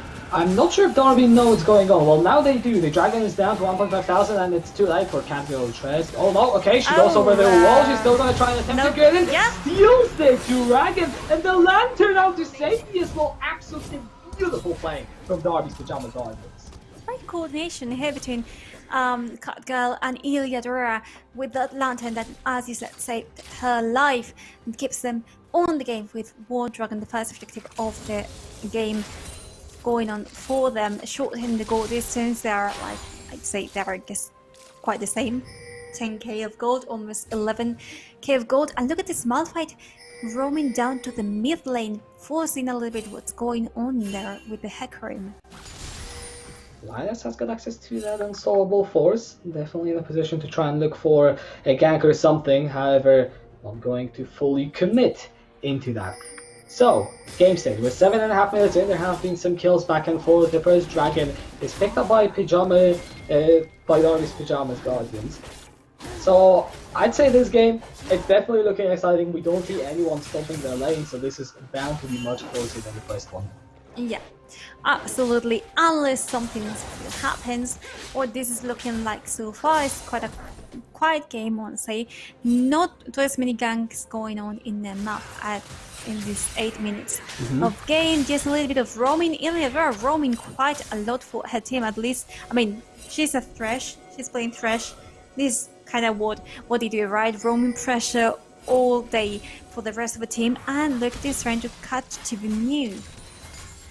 Yeah, Chibi has got access to the flash. What are you doing? Gonna throw the lantern flash hook. It almost connects, but it's shocking from Chibi. That's on the two. Iliadora, one more touch on the will do it. Chibi picks up the kill. Catgirl Tress gets one back. Then they like into the wall, but they don't have enough damage. Catgirl Tress surviving on a sliver of health, and the play ends up in a 1-for-1. Okay, so Kami's kitten is holding quite well on their own. Just getting the kill onto Iliadora. Then again, she's been killed. Doesn't make that much of an impact as if they had killed another champion of the player. In this case, Catgirl Trust picking up the second kill is good, but then again, Kami's killing is just dividing the kills quite evenly between the team members. Let's see who shines the most as within the team. We were talking about the bot lane perhaps so far with the Ashe. I think the roster changes and the role changes haven't affected them that much. They're doing quite well, honestly. Yeah, I mean, this team, you could show me it without the nameplates, and I'd say, yeah, this team probably played in the squad for quite a while now. But yeah, let's just remind everyone, we have 2 substitutes for Kami's Kittens, and they are standing up quite well. What I would say I'd love to see, though, is Annie Banani using that ultimate at some point, correct? Because we haven't seen that so far. Yeah, you're right. Now that you mentioned, we haven't seen it, or at least not making that much of an impact there. I do hope to see it when teamfights come, but look at this right now, having to retreat for Kami's Kittens. The wave isn't, yeah, just then it's better to back right now, and we haven't seen that much action taking place in the top lane either. Like, we talked about Annie Banani and Shen, but Lioness and Malphite are just playing their game. But then again, the CS is quite similar. Nothing much happening in there, but hey, the situation might change when Mirai approaches the lane and perhaps tries to take a little bit of an advantage going on for the top laner. Well, Linus doesn't have any ward, so Mirai definitely can look to sneak in. Alongside of Shadows is almost available. Ghost is also up. However, I'm not sure if Malphite is exactly the target that you are looking for. We'll see. Cargo Tress taking that Herald, and Mirai is nearby. Yeah, Mirai is nearby, but she does have vision in Tree Bush, but it's not close enough to watch to see the Herald, so they don't really know what is going on in here. Just doing some jungle camps, and now that this has fallen in the hands of Cargo Tress, where will be the place to use a Herald? And for me, that's likely to be the bot lane if things go according to what they said. At least that's what I'm expecting, and that's what she's pinging. So let's brace ourselves for an interesting team fight. Yeah, and also alternatively, you could drop it mid lane. I mean, the dragon is up in 13 seconds, so getting that pressure for the Drake is a common play. However, Cammy's Kittens early on the setup, well, earlier than Darby's Pajama, are already having all the vision, and they're gonna start the dragon. Yeah, and careful there, because Cargo Tress has been seen by Cammy's Kittens. They know that, they know she's around, they don't want to risk it. So just playing the dragon from afar, but being very careful here, because Bay Island is also around the corner, with the Cassiopeia also being seen with this award that they've got there. Dragon for Cammy's Kittens, and thing is getting closer. You know, now going forward is going to get stunned up by the arrow, no access to flash. Sofa will be able to run under the tower, but Dragon, as you said, picked up by Cammy's Kittens, and I have to praise them. This is really good Dragon setup. I mean, you know, slight slip up there for Cargo Tress to allow to steal the first one, but other than that, control around the pit when the Dragon spawns is what you love to see.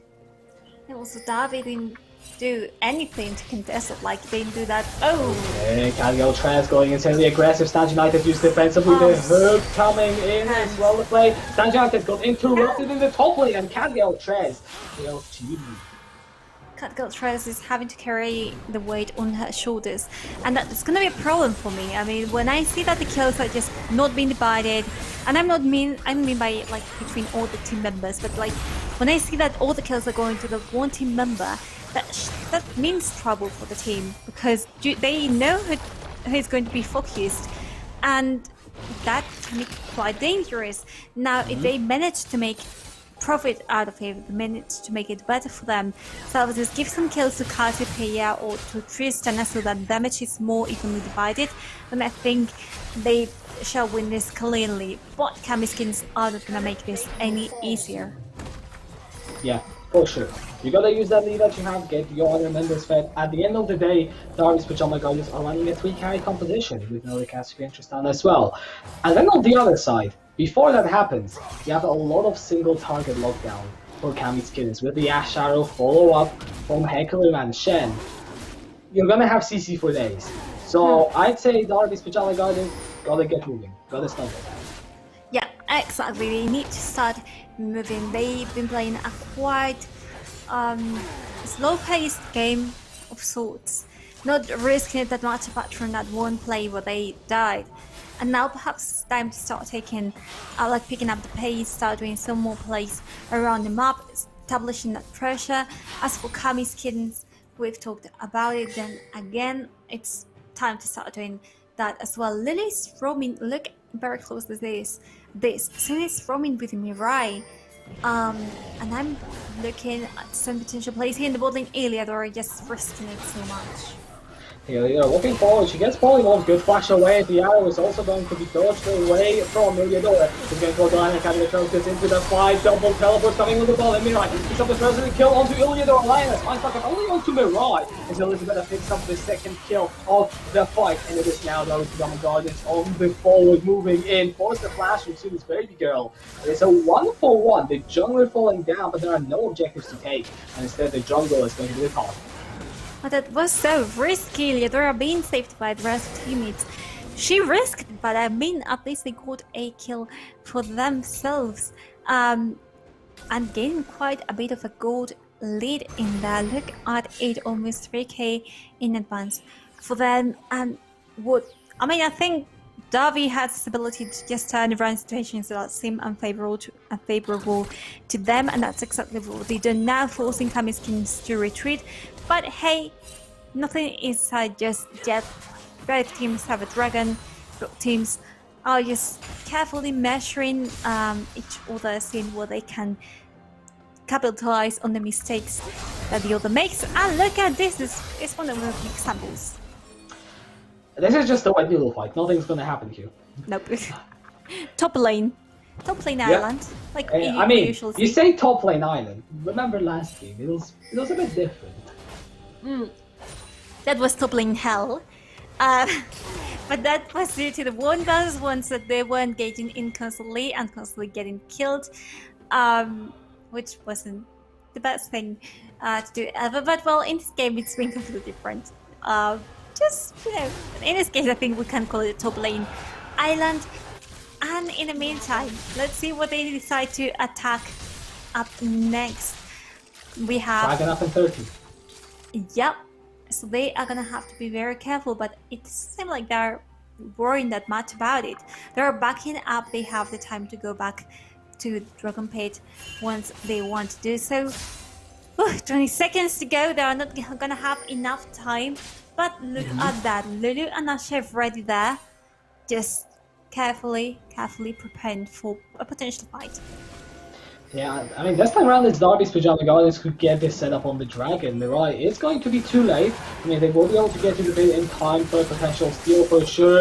And saying charge is going to be followed by a great death sentence, but the Ash Shadow onto Capital Trent is still being engaged down to that. I can't quite find the way in. This Mirai going in with the Ultimate Shadow. The shot is that one to do at the backside, but Capital Trent just causes havoc. Golden looking for even more kills. We'll be able to find Sofa and that Diana just rampant, but so is Mirai. It is just a jungle show. Mirai picking up the Dragon at the end of the day. They find the kill on the Capital Trent. This Hecarim is absolutely massive. Mirai, they find the double kill, and Kami's Kittens win the fight. Mirai is still looking at Catgirl first in the eyes and saying, I am here. You might have been called best jungler in the tournament, but you cannot forget about me. Also, they are playing a Hecarim, which is obviously a strong champion, a strong duelist, good in extended traits. But look at what they are doing. I'd say if there is an MVP for Kamiskins so far, independently of what might happen in the future, that will be Mirai. They're doing so well. Absolutely. I mean, 4-2 and 2, that Divine Summoner also completed, so this Hecarim will pack a big punch. However, and I really do want to bring this up, Cargo Tress also got a few kills, and that Diana is now sitting on 2 items. True, I have to give you that. But then again, once Diana is just looking for another prey like we saw before with Teamfight being so split, what happens to the rest of the team members? Like Casio, okay, you've got Leandris, but apart from that, they haven't been really so much priority as to be able to stand on their own, and that's what we saw before. Like Mirai was left alone with them, and they were able to get kills on top of the enemy team. So that might be a very dangerous game to play from Davi. Also, Iliadra being constantly denied any kind of anything, just being killed in every single team fight, being so focused upon. And look at this Herald. Yeah, the Herald is going to be started up by Kami's Kittens. And Cargo Tress now looking for... Okay, the Sofa is just absolutely getting blown up, and it is a double kill. Picked up as maybe I'll falls down as well. I think this Herald is just going to be taken away by Lioness. Oh, I love the emoji. Oh, wow. I think she will be just fine. Yeah, she was able to escape. In the end, it's Oriana. She's got that little bit of ability in there. But at the same time, this tower just been completely unprotected. They've got the Rift Herald, if I'm not mistaken, right there. And once again being thrown in the top lane, being able to take it away, and also the mid lane. So 2 towers for Davi in just a few seconds. Yeah, this is absolutely massive. Hold on, Mirai going over the wall, finds a double spear. Iliadora is going to go down. It's now counting kills. And are able to find some leads, 2 kills in the mid lane. However, there is a split push going on into top lane. Just Cutgirl versus Roy in the top lane. At the same time, Kami's Kittens here again. Those 2 kills. Again, once again, shut down Iliadora and again away with a kill onto Bay Island. Bay Island that is playing quite a passive role in this game.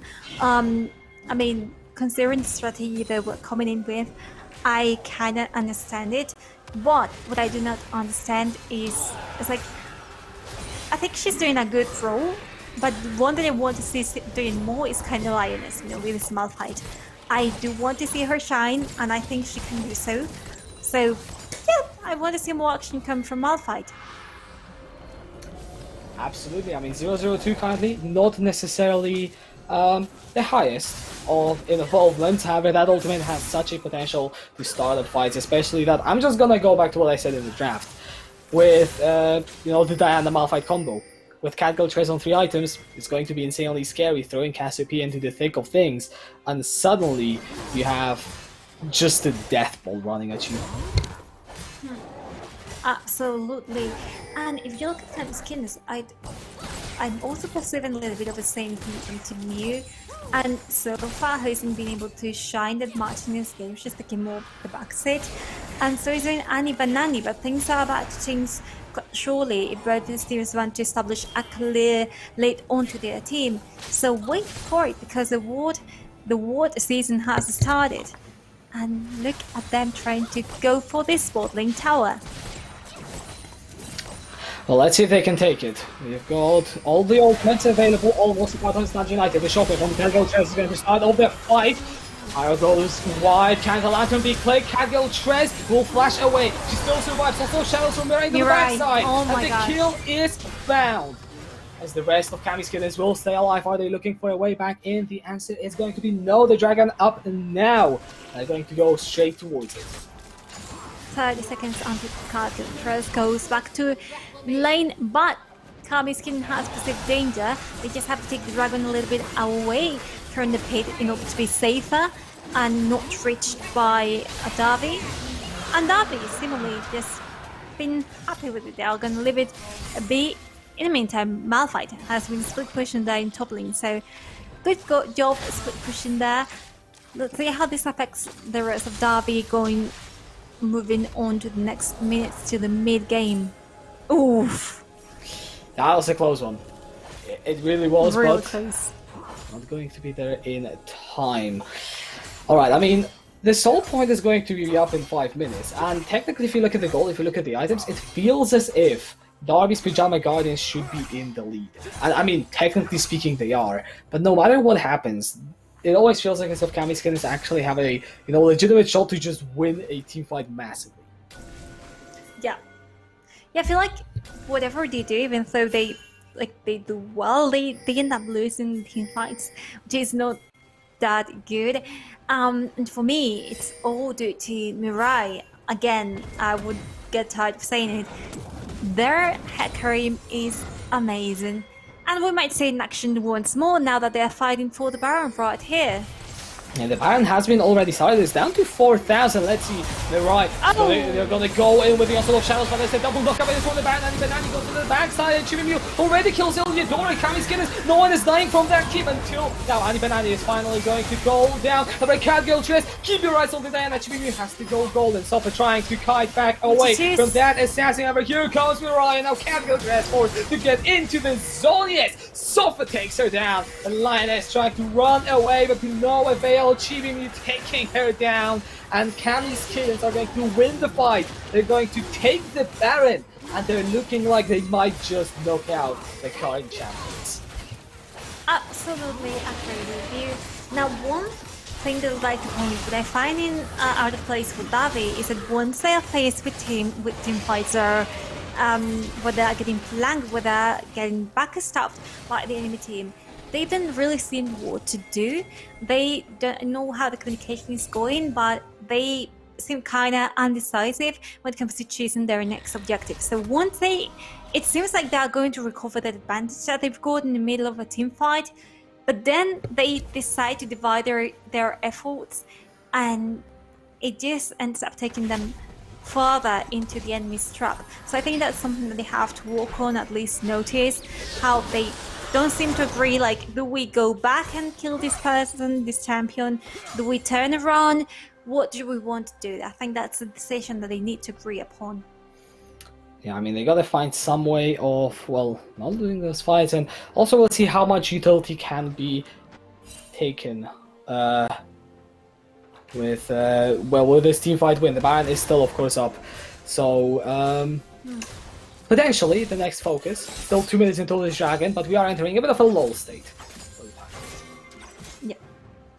And at this time, like almost late game, according to champions, this Kaelin should go in Davi's favor, at least when it comes to Cassiopeia, to Tristana, but it will all depend on what they decide to do next. Look at them trying to swiftly get into the enemy's tower, but they didn't have the wave just yet, which might as well lead them to be seen by Kami's kittens. Instead, they are gonna opt to get the kill onto Anipanani, who is isolated right now. And no flash on top of that. This should be an easy picking. Just who's gonna get the kill? The hook lands. It's gonna be Elizabeth. A killing speed. A third kill on that Tristana. And now, I said, the Baron is up. It is a 5v4. Okay, never mind. It's a 4v4. Mirai goes, I can't go chest over the wall. Flashes in. The Moonfall hits absolutely no one. Mirai going with the onslaught of shadows and charges into 3 people. But Linus on the side knocks up 2 people from Kami's kittens and slows down their engage. The shockwave though from Chibimu lands onto 2 that's already picked up by the Oriana. The Malva is tanky. It's not tanky enough to withstand the barrage of 3 members of Kami's kittens, and they do it again. They win yet another team from Linus. Can she escape? No, she cannot. It is 4 for 2. And now 4 versus 1, so that wouldn't have been optimal. So once again, Mirai not only acting as a main barrier between Davi and Kami's kittens, but also acting as a main damage dealer, which is clearly seen on the scoreboard. And I think the one thing that is distinguishing them from Davi right now, and that is giving that advantage, is Chibimu getting at least to do something, to do something extra there. 6 kills in her scoreboard. And in the meantime, Davi, who are the efforts being divided towards? Elizabeth is getting her fair share of kills, but they're nowhere near to Kami's kittens. So now it's gonna be all or nothing. We want to get the dragon. Do we want to get more towers? How will it be? We'll see it right now. Alright, it is going to be a split position. Neither team has really full control over the pit. Linus is still making her way down from the base. However, neither team starts off the dragon. Taking a look down at the ultimates, almost all of them are a buster shot, and the box still a couple of more seconds on that cooldown. Ah, this is tense. This is really tense. All of Kami's just hiding in that bush. Oh, Catgirl just they don't want to fight, but Mirai! Mirai going in! They also those shadows! Have a look at Catgirl just that's a 5-man moonfall! Linus falls through with the knockout with their total force! And is this the team fight that Davi's Pajama Guards were looking for? Yes it is! They fight for kill, they lose no one, the dragon is theirs as well, triple kill for Catgirl Trist. And you simply do not beat Pajama Guardians, not in this way, and the game gets swung in their favor. Once again, what I'm seeing here, that I think they are finally doing, is being aware of onslaught of shadows and how to counter it. Like, the first thing that you don't have to do against a Hecarim is just group all together, because if the Hecarim arrives on close space like this one, what you're gonna find yourself is just trapped in the ultimate. So that's something that you want to avoid, and I think Davi has finally realized this. Like, don't just stay all together and don't allow yourselves to be isolated. Catgirl has been through this several times, been recognized as the main threat for quite Kami's kittens. But it's now time to think a little bit about that and about how Mirai is just too dangerous to handle, and so is Chibimu. So these 2 champions, Chibimu is a little squishier, which gives them a little bit of an advantage to fight against. And now Davi has regained a little bit of that lead. What can they do with it? They can run with it, but then again, they're gonna have to face Kami's Kittens coming very strongly, having had incredible team fights. So everything can happen at this point in the game. 30 minutes in, and nothing is yet decided. Yeah, I mean, furthermore, it was an impressive ultimate from Cadgel Trez, but realistically, you're not going to get another 5-man ultimate this game, at least. So this is something that we will see. Are Darby's Pajama Guardians strong enough to take a fight without a miraculous ultimate? Well, they definitely have the bag, so right now they don't need to worry about this question. I'm just waiting to see what they do. Roaming a little bit towards the top lane, but that always at the risk, careful there, Linus, always at the risk of getting caught in that. And if you get flanked in top lane from coming up from the lower side of the lane, then you're doomed. Like you're essentially walking into a trap. But it seems like Kami's Kittens are more worried about defending the base, and that's what they're gonna do, not really thinking about flanking the enemy team. So let's see what they can do. The waves are in Darby's favor. Just looking a little bit of full potential options to get in the base. Could it be in the mid lane? Could it be in the bot lane? Kami's Kittens cannot protect every single lane. They do indeed. There is no way to really break open that base. And I mean, I always have a saying that as long as your inhibitor towers stand, you still have a legitimate chance to win the game. Yeah. And if Kami's Kittens just prevent us from going down, then they can always try and count for their engage to work. They can, and honestly, it seems like that's what they are planning to do. Look at them warping up around the mid lane tower, just trying to prevent Darby from potentially taking it. Look at this Malphite at Lioness there, wave clearing a little bit, perhaps with the intentions of pushing wave enough to be able to take down that one tower that still stands on the bot lane. And the next step is gonna be just using your efforts, try and divide Kami's Kittens. When they are all together, they are really they are force of nature, very unstoppable. But when they are separated, Illidan once again just roaming around quite a lot, that can cause trouble too. And I think I've seen her about to die right now. I saw it before my eyes. Yeah, I mean, without the flash, it's a very greedy path to take. I'm not gonna lie. And I mean, that might be the reason why Illidan has the most deaths in the game. However, hey, as long as it works, it works. And talking about walking, this has worked. This is right here, pushing wave and just trying to get power. But where were the entirety of Kami's Kittens to try and prevent this a little bit? They're just not really taking that to push a little bit in top lane. They're not taking that to try and do something else. They're just getting trapped in there. Talking about getting trapped, you have Lioness in the mid lane, just what you could think is a bait, but this is not a bait. The entirety of her team is in the bot lane. So fight for top lane, for towers perhaps coming up. Red team's turret has been destroyed. Oof. Potentially, I mean, that is the inhibitor tower going down. However, Kami's Kittens are fully committing to this dragon. We're gonna see teams approaching from opposite sides. Blue side from the red side and red side from the blue side. This is gonna be an interesting fight, because if you lose, you've got nowhere to run. So you've gotta hit your first shot.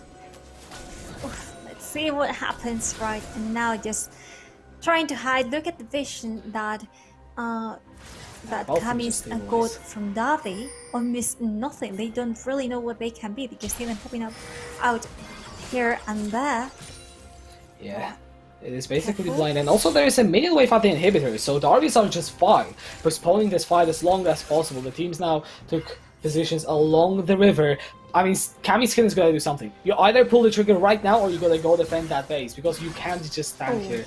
I don't think there is. Sofa is going to start the dragon. Lioness moving forward. She's got the flash, she's got the ult. Cadgel Trez also. Flash ult available. Almost all the cooldowns across the board are up. Okay, the arrow, it's going to connect onto Cadgel Trez. It's going to go golden immediately. Shockwave down onto 2 members. Cadgel Trez is unstoppable, and look at the engage on the backside. It connects for yet another time. Cadgel Trez and Lioness still lead the entirety of Kami's Kittens. That is going to be the next team fight. The 8 or nothing. It's Queen Illidan survives in the sliver of hell, and it TV's down into the base. Darby's Pajama Guardians are going to look to finish this game off the top of 2 insane team fights, but the comp has worked.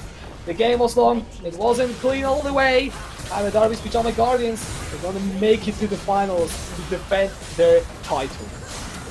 What was this? This last team fight, but teams being so respectful, so clever around each other, not wanting to engage just then, but once Dragon started rolling and just getting lower in health, none of them wanted to let go, so they stopped pretending and they started acting, and that's what we've seen in this last team fight. Cat once again being focused, but the rest of the team having her back, and that was nothing that Kami's Kittens could do. They just lost the team fight. Davi knew what they wanted to do. No more waiting, no more roaming. We want this game, and they went for it. Yeah, and I think, honestly, this might just be slightly more convincing than just stomping the game, at least for me. Yeah. Because the Arby's Pajama Guardians have shown that, yes, they might fall behind, but they still find a way through. They drafted a comp that they felt comfortable with taking to late game, and they won. Now, it is just one more game separating them from a three-peat. Yep, and who knows if that might happen. Then again, we have to see who their opponents will be there in the finals. But I mean, we've seen that they can make mistakes too. Catgaltres has gone through both stages. The bot lanes, Elizabeth and Iliadora, they have struggled as well. Bay Island and Linus not shine as much until the very last bit of the game. So exploitable things right in there that the enemy could take into account in order to try and win these finals. Yeah, and we will find out after the break whether or not they will be able to do it, or if we will have a new Women's League of Legends champion. So, don't go anywhere. We'll be right back for the final game. Bye-bye.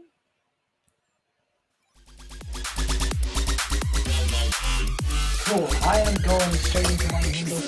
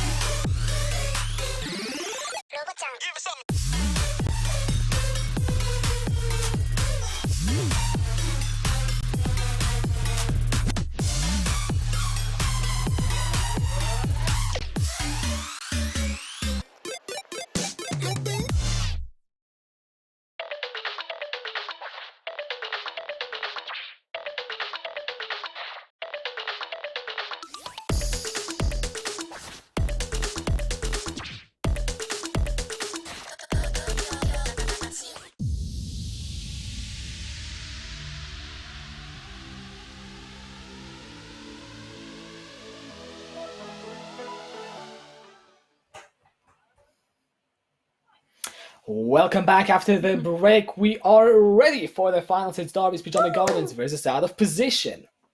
The finals between Derby, this is another position team that we haven't seen just yet, but we do know them well because they've taken part in previous editions as Team Solus Worlds and Hacker and PTSD in the spring split, finishing second. So we have a rematch here.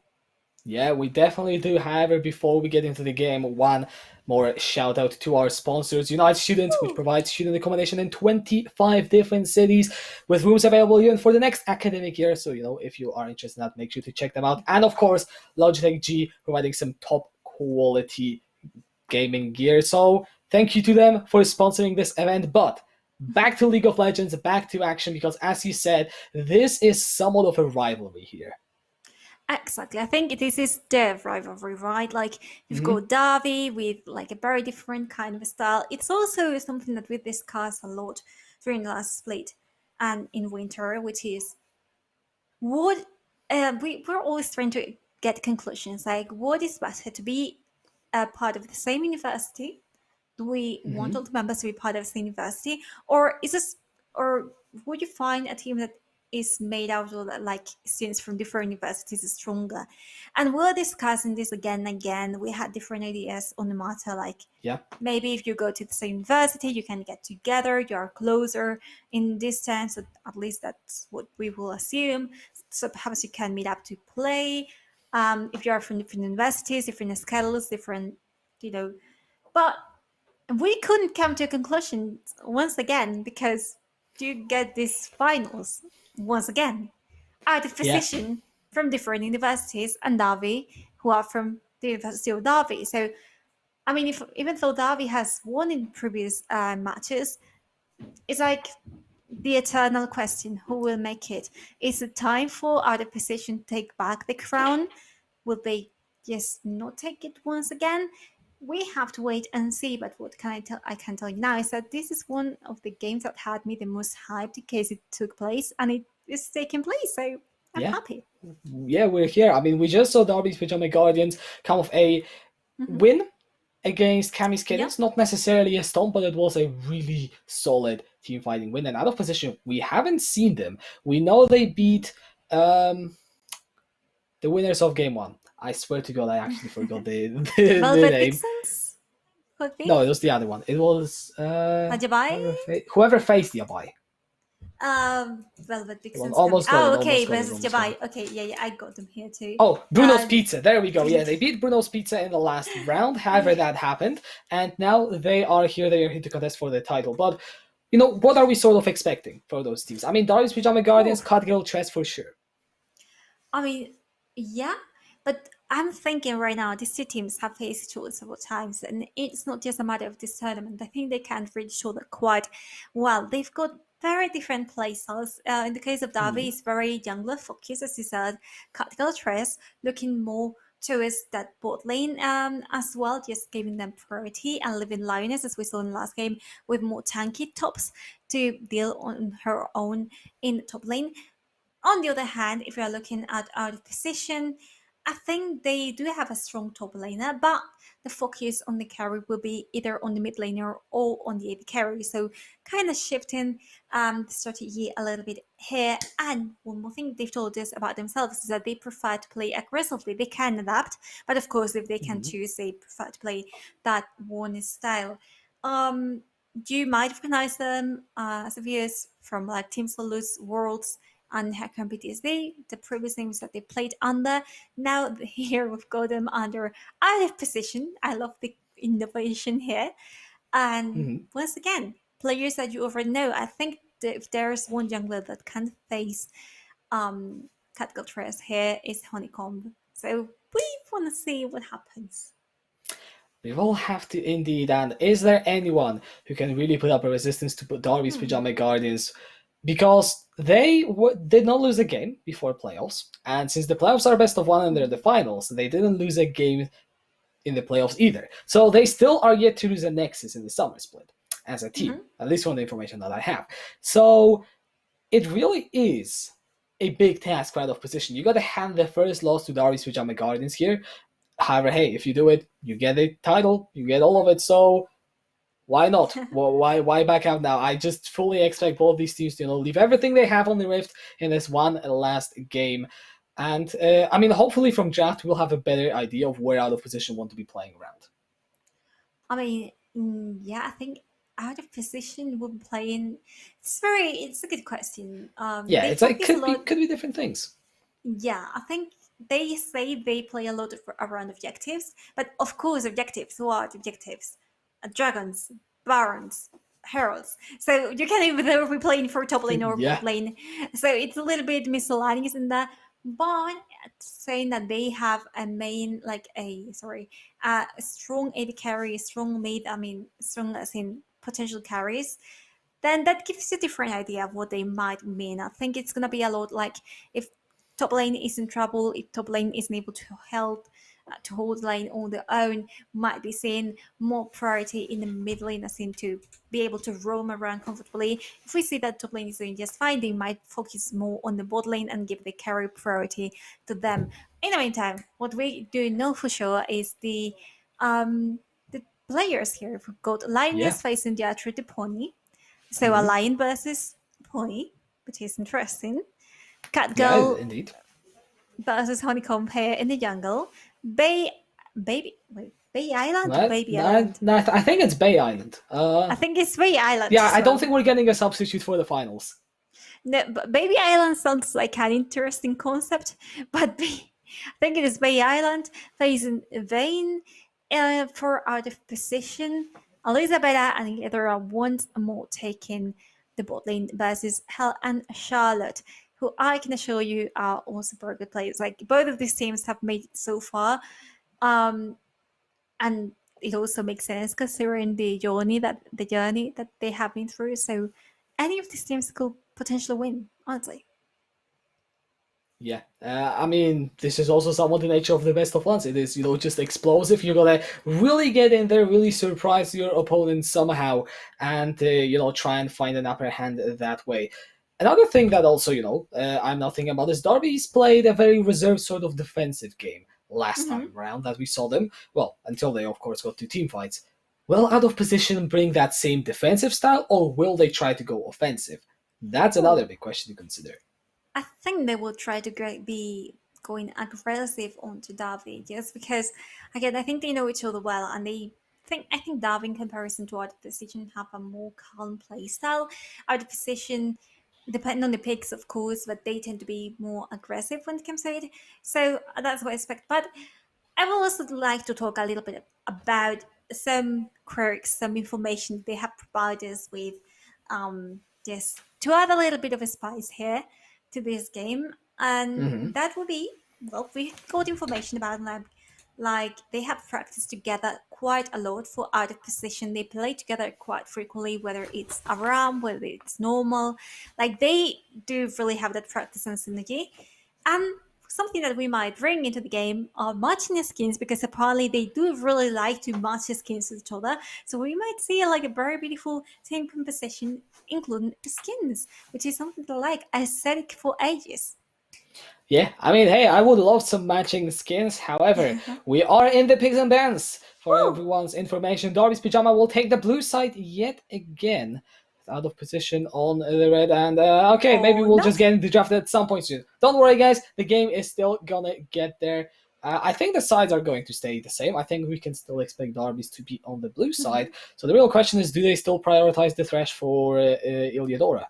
That's a really good question. I think it shouldn't be the case. Ladora wasn't really able to shine last game with that Thresh. The boxes were quite okay, but I think we've seen her playing some of the things that will make her shine even more. I don't remember if Lily was banned, but that will be a good pick for her. I don't know if it should be a prioritized pick, but I think in this case is give the priority to Catgirl Tres, and we've got the first ones coming in with Dr. Mundo and Viego taking this first slaps in the face, doors closed for them in this game. Yeah, we also see the Malphite taken away from Lioness, so no Wombo combo with Diana this time, and Nocturne Set being the last two bans from Darby's Pajama Garden, so sort of, going for the comfort bans, it very much seems like, as, we've seen all day today. Exactly, and now for the last one of the first stage of bans, let's see what they try to go with. Out of position have chosen Diana. Oh. They don't want it to see it in the hands of this player of Catgirl Tres, even though they are also kind of banning themselves, because we could see some of it in their mid lane with Vayne. So, well, I mean, what you're Back giving to Xin. instead is, yeah, she is out here for Catgirl Tres. I mean, you didn't want to see that last game. You didn't say this game. That's why it's gone through. You had to say that you don't want to see the Xin, if you really didn't. So True. now it's on you that it got picked. Yeah. Let's see what the answer is, though. Or more specifically, I'm more interested in what roles are going to be prioritized here for our positions. Karner is definitely an interesting one to... something I don't. I think I remember this. My brain Okay. wants me to remember something about Honeycomb and Skarner and it being horrible to play against. I think I can't even find it. Like, I remember that. And I remember that I didn't like it because she was so good in this champion. But in any case, moving on, Seraphine, that mid lane support, we've got plenty of options, but anything can happen again.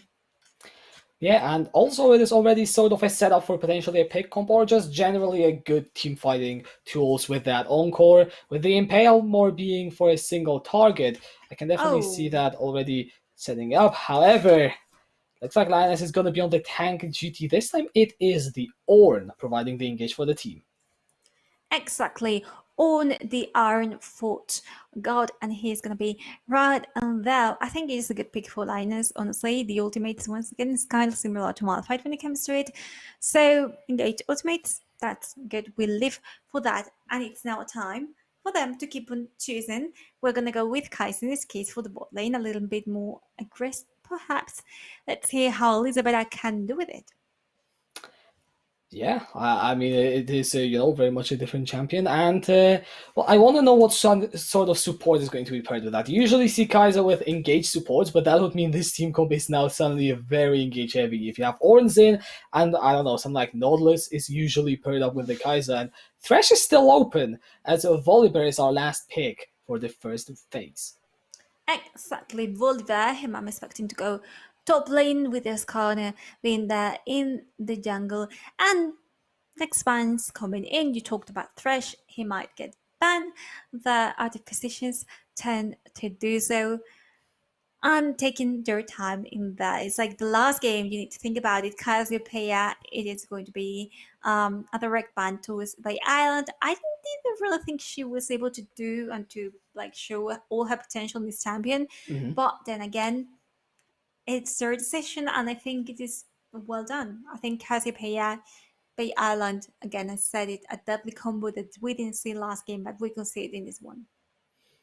Yeah, and also you might want to remove some of the blind pickable mid laners, since I would assume that out of position are going to go for the AD carry pick next and leave mid laner for a counter pick potentially. However, AD carries are also being removed by Darby's Pajama Guardians, taking away the Vayne. Exactly. Vayne being taken away, also with Mazahar, just about a little bit of that countering right in there, which might give us a clue of what they intend to do. And the last one goes for Jin, who isn't going to be played by Hell. So now picks once again. Let's see what they have in store for us. Yeah, I mean, already it is looking like, I mean, more or less some sort of team fighting setup, so something that can stay in the back and dish a lot of damage. I mean, Twitch would pair up quite well with the Seraphine as well. Mm-hmm. So I think Seraphine going to the bot lane, and look at this, Anivia potentially being locked in for Bay Island. One of her main champions is being left open, means that she's probably gonna pick it, and that's the case for her. Now let's see what they try to round out the composition with. They have that one last pick. We have Yumi there, either Stormhunter. a great Yumi player, potentially. Nope. Okay, there's Leona. So we have that engaged support that I wanted to talk about. And I think it makes a lot of sense, especially into something like Twitch. You just want to lock him down. You want to get him dead as soon as possible. Exactly, I agree with you completely. And to counter this, what are they gonna try to do? So, Lulu, I you talked mean, about this. that would make a lot of sense. Yeah, Lulu Twitch, a classical pair right here. And well, Kaiser, Leona, perhaps more contemporary one. Kaiser being released later than the rest of them.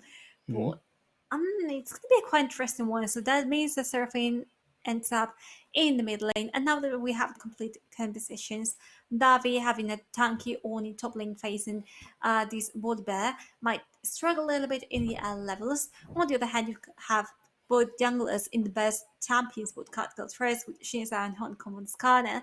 Mid lane, Seraphine Nivea, but champions with quite a bit of range, but perhaps Seraphine has the ultimate that in court will allow her to stand more than one enemy to put them to dance. And the bot lane, Kaiser, Mhm. Leona versus Twitch and Lulu. Twitch and Lulu have the mobility, have the camouflage. I think that might give them a point. But in the case of Kaiser and Leona, they also have the ability, they have the stands, which it's going to be quite important. And I mean, they're going to have to be careful because of the range issues. But besides that, I don't think they will suffer that so much. Yeah, I think that the big difference between these comps and something that I will be looking at is you've got Darby's Pajama who are just going to look to go aggressive. And when it comes to team fights, they're the ones that want to pull the trigger, whereas out of position, it is going to be quite a lot about protecting than Hell's Twitch. You gotta make sure that she doesn't die on this champion, because that is, let's be honest, maybe 70% of your entire team's damage. True, if we look at the damage that each team has, in the case of Derby, you've got the Shinzo and the Kaiser as the main carriers of the team. If you look at out of position, as I said, Twitch is going to be taking most damage there, well, rather than taking delivering. And the other potential candidate for that will be Volibear, Skarner in Honeycomb. We've seen that before, but I don't quite remember if it was more about causing chaos and just that map control, or if it was truly about damage. So we'll have to wait and see. But well, two more like supportive champions there with Seraphine and Lulu. On the other hand, for Navi, they've got the Olivia that I think is going to be so supportive, and the Leona who can always tank alongside Ornn. So very interesting and complete compositions we've got this game. Yeah, and last time around we saw also Iliadora roam a lot on the Thresh. Well, now she's playing Leona, which at level 6 has a much more potent engage tool than the Death Sentence, and I'm looking down the lanes, I see a Seraphine. I mean, it's mostly the Seraphine, let's be honest. Volibear might be a bit tough to gank. But if Iliadora decides to go mid lane, find some kills, there's definitely more than plenty of opportunities to find leads this way. Yeah, and that is going to be another one interesting question. Will they be able to make it? Will they be able to be roaming around considering the bot lane that they're facing? Of course, we want to see it, and once we get into game, we will see it. But we can now, we can speculate just for now. And my speculations is that I'm gonna focus in on this. And speculation is what I've decided to do. It's focusing on the junglers once again. Cat goes first. Honeycomb with Skarner, she's out. Let's see what they can do with their own personal skill levels. Yeah, I mean, Diana is more of a farming jungler than Xin is. I mean, Xin, I believe he's either about to get or just got a minor nerf, which, kind of slows down his clear, makes him a little weaker at early skirmishing, but it's still a very different champion to Diana in terms of that you can go for that early skirmishing. So I want to see if CatGirl will use it. Will she just go for the super aggro plays more than once, more than just the blue buff invade that we saw last game, but actually consistently find leads this way? It's an interesting question that will be answered again once the game starts. But I think they're gonna go aggressive. Both it seems like, at this point in time, you have played several games in a row, and I think mentally speaking, you must also be a little bit tired. So just kind of risk it, like it's a show what might be to come in next slate if you decide to take part in it, and just go for it. You want the crown. You want to risk it. Exactly. You want to link carefully. So, yeah, do it. Yeah, I mean, hey, queens don't bargain, True. You're gonna go for it all, and it is just coming down to this last game. Also, a reminder to everyone: Derbies, they won the last two splits out of position. They are the team that often came very close, once second, once third. So they are definitely one of the ones that have a personal vendetta against Derby's Pajama Guardians in this final, and it is all down to the Rift. I can't wait for this game. I am expecting an absolute banger, and may the best team win. Exactly, that's what I always like to say, because in the end, it's a matter of that rather than preferences, which I think, neither you or I have preferences when it comes to these. Like, both of the teams are really beloved within this scene. We've been seeing them for quite a while. At some point, you start becoming like kind of acquaintances with the players. You start like remembering not only their names, also how they played. Like, I think once again, the ecosystem that this has created is so nice, so positive. Look at them just enjoying playing together and just doing so because they do, not just for the tournament, but throughout the rest of the year. And I think that's one of the most precious things that we're taking away from this. But Kachka, it might be time to focus on other things rather than friendship. It is indeed, Carmeline, because we are on the Rift for the final game of the day, and straight away I just do want to point out Hell running the cleanse. I respect that against the Ornn, against Leona. It's better to be safe than be sorry. Yeah, be safe and sorry. What will they choose? He decided they've chosen War. We're gonna see blood, happen on the Rift. Honeycomb walking straight into 4 members of Derby. No one's dying yet. Honeycomb manages to flash away. Can't even just ignite is down. Oh my gosh. Be quite enough damage. Hold on, that wasn't an ignite. That was another particle effect. How did no one die here though? Wait, I thought I had seen someone die. What did I see then? It was Honeycomb who was real low in health, and he was expecting her to die, but she didn't, which is... being caught in the middle of the enemy team and not dying is quite a fate. It's good for them. We talked about it, right? Risk it. It's all nothing, and they are really showing their intent here. I mean, yes, but there are some limits. I was not expecting a 5v5 at minute 1. I think it's more surprising that no one died, but taking a look down the summoners, we have 2 flashes gone on Honeycomb and Gertrude the Pony, and then we have heal gone from Elizabeth and flash from Catgirl Tress, so this is going to significantly weaken any early gank potential from those junglers. Exactly, and that's what makes it even more interesting there. Well, can we see here after that everything feels so different, you know, like after that one team fight everything seems so normal. Going back to their respective lanes here in the bot lane, as we can see, the first face-offs are assigned right now, and the other are trying to get in position already, but be careful because you've got Lou on Twitch in front of you and they can do this damage. Yeah. Level 1 Leona, unfortunately, not necessarily the best champion to be engaging, so Helen and Charlotte are able to get a lot of damage down onto Elizabeth and Neoliadora. As both junglers starting on the opposite sides of the map, we will see Honeycomb pathing towards the top side with Catgirl Tress pathing towards bot. Exactly, and that's gonna provide an extra layer of interesting things right here in this game. Different pavings, different choices when it comes to strategy. Let's see which one is the victorious one. But in the meantime, we keep on watching the bot lane, but nothing is really happening. Well, I don't think anything is happening anywhere. Yeah, that's what I was going to say. Like, everything is so calm all over the map. Yeah, I mean, you know, the teams just sort of took it out on level 1. They don't need to bother anymore, as the clear is being done faster by Honeycomb since... Oh no, wait, no, both of them still have to do Krugs. I'm trolling. Never mind, they're clearing at exactly the same speed. We'll see if Catgirl Tress commits to the Krugs, because I believe last game she just skipped Krugs and went for the Scuttle instead. We are gonna see it right now. Oh, wait. Sneakily here, probably warding a little bit, getting that vision right in there, getting the Scatter Craft, which is always a good choice to go for. In the meantime, Skarner, so Honeycomb in the top lane just backing away. Yeah, and now though Catgirl Tress's position was revealed, as she took the, you know, Skarner Spire, of course, and I mean, she walks down mid, so like everyone knows where she is right now anyways. So, oh wait, that's going to be a double Scuttle. I did not catch that. Honeycomb is not actually going to contest this one. No, she's not gonna do. There's the vision both in top lane and bot lane. Scuttlecraft is gonna go to Darby, which is always a good news for whomever does it. And talking about the summon spells you mentioned earlier, this time around we just have double TP for each team. Cleans going on there for health, you know, just very good. It is a must versus the Leonas, and again as against the Nidris as well. So good choice right there. Let's see if that impacts the team in any possible way throughout the game.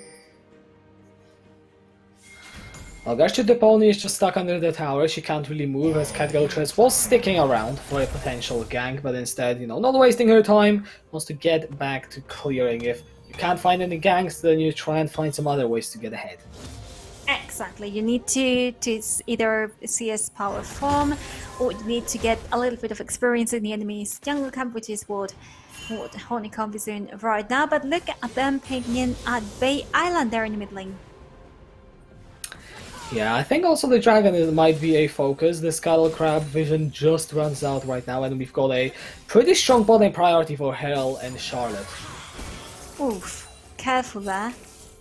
Really careful, because the rotation to roaming has been very interesting here. We're also seeing Iliadora bring very careful placing a ward up there. Just trying to take the vision in here for this last game of the day. Yeah, I mean, this game really is actually kind of a weird change of pace from the last two. By this point, I am pretty sure we would have seen some kills already if this was either the first or the second round. But right now, not even a dragon being started, not even really any vision being settled towards that objective. It's all being so calm that it's almost unbelievable and safe. Well, now bowling priority for Doris Pajama Guardian, so they will move up. They should be able to take this dragon with Honeycomb being on the top side of the map. shouldn't have that much trouble indeed, so they're gonna take it as you said. And in the meantime, they have built a position to out of position, who in turn are gonna try to do a little bit of damage and but they didn't really have any objectives to focus on. They were just getting back to lane. There's nothing much going on in there for this team. They lost the first dragon, but that's not a big deal in terms of gold. If anything, in terms of damage, oh wow. Lioness is doing just fine. It is an I thought for a second that maybe Gertrude Pony is going to full commit for this trade, but it is just wet noodle fight in the top lane back, like in the good old days. You know, tank on tank action and all that. Yeah, exactly. Now we've seen Honeycomb trying to take this Scarlet Crab for the first time last time. She didn't even fight it. He just decided to ignore it. Get a little bit of vision here to keep on exploiting the enemy jungle camp. And in the meantime, what are the rest of the laners doing? She's about to meet Honeycomb, but careful. Catgirl Trez going 1-on-2 in her own jungle. Bay Island will be trying to come down from the mid lane. I think the blue buff will have to be given up. It resets. Gertrude in Honeycomb now trying to evacuate from the jungle because Lioness is trying to cut them off. Lioness instead is going to become the target. Follow the forge got coming through. The knock-up is not found on core though. Yes, Catgirl Trez very low. Vayner has to flash away as Bay Island deals a lot of damage. Still, no one dies. The first blood is still yet to be picked up, and this is the second kill they fight in the jungle. I think that's the keyword here. That no one dies, as said. The Herald about to be spawned in a few seconds. Both of the teams are gonna want to take it, and what they saw in this last not team fight, in this last encounter, just to call it like that, was a little bit of shaky planning there from Davi, not having really good vision set up in their own jungle, which of course will have allowed other positions to take that blue buff, which they weren't able to do so in the end. But it's still, they're just more even than we've ever seen before this evening. So let's see if they can keep up what they've been doing so far, but at some point someone has to die. We're 8 minutes in, this is bound to happen, especially with the objectives already on the rift. I mean, one thing that I'm getting slightly worried about is the fact that no one tried to punish Hell and Charlotte yet. Charlotte is about to hit level 6, and in fact it is Honeycomb looking for a gank in the bot lane. There is a bit of an engage, Eudora might have to burn the flash here instead. Going for the Zenith Blade, the Impale is going to be used. That is a teleport coming into the bot lane. Here comes Ultimate Attack. Wait, double speed? And Hell spraying and praying, she's trying to find some kills. It's just a party, everyone's here. Charlotte trying to run it out for first blood is being picked up by Bay Island. Health bars on Darby are so low. Lioness finally falls down. However, it is out of position, which are falling down fast. They're 4 for 1 is the score, and Vayne falls down as an ace is found at 9 minutes. Double kill for Catgirl Trez and an absolute party in the bot lane that Darby are winning. Okay, things were calm until the Fire Nation attacked. What happened here? We had a very interesting teamfight, double to be coming from David there. Both Linus and Island wanted to be with the rest of the team, and I think that was the condemn for that decision. That was what they had, the price that they had to pay in order to get this. They just got that one kill and then everything went downhill. So good news for Davi, but I already have about 2k gold of a lead in comparison to the enemy team. But I mean, this kind of place can change everything. Yeah, we have a 1000 gold in the jungle, you know, almost 800 in the mid lane. AD carry is getting ahead. This is a lead that is spread across the map for Darby, so you don't have the same problem that we mentioned last game, where those Catgirl Trez holding all the kills. No, this time it's everyone benefiting, and it is just Darby who are going to be ahead of out of position. Exactly, and I love how the Island is finally taking the wheel a little bit there, getting some kills with this Anivia, finally shining. Iliadora being able to play comfortably there with this Leona. True, Leona is not the same as Thresh, but I feel like she's more in her element here. And look at this Xin Zhao, look at Catgirl Trez is lurking around this Ripped Herald, trying to take it and not gonna have any kind of fight for it. Nobody's gonna contest it. Yeah, I mean, Gertrude the pony is trying to calm down, but I don't think that she can contest the Herald even if she wanted to, and it doesn't even spot that. Now, the Dragon seems to be the objective that, Aye. yeah, out of position are playing around, as I Ow. said, but Bay Island Good just flash. taking away all the crucial skills. Oh no, the Anchor lands, the egg is going to be popped. Is there enough damage? No, to pop it, it is, yeah, there is more than enough damage. Between the 4 members of out of position, they find the shutdown onto Bay Island. And now they're moving for the Dragon. Iliadora, I don't think this is such a good idea as you think. You didn't have this many team members. Vayne is the target. Elizabeth comes flying right into the fourth of the fourth with Alexis. It's going to survive and find some more damage. And Holy Gold is going to fall down, so it's going to the pony. Iliadora will fall down to Charlotte, but it does not matter because 3 members of out of position are down, and the Dragon now goes over. Darby's Pajama Guidance as well. And it doesn't matter how chaotic it is, Darby's Pajama Guidance just somehow always counted on top. Okay, just don't listen to what I said. It was a good idea.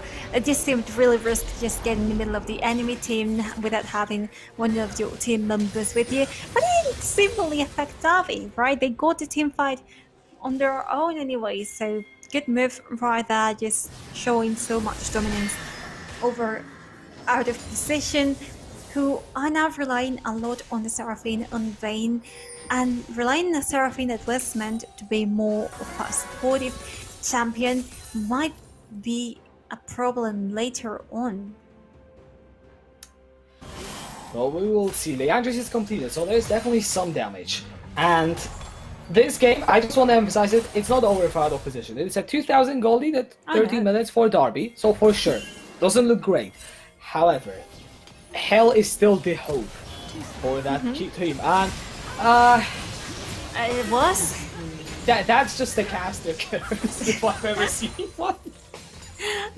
Hell is the hope. Boom. Gets skunked and killed.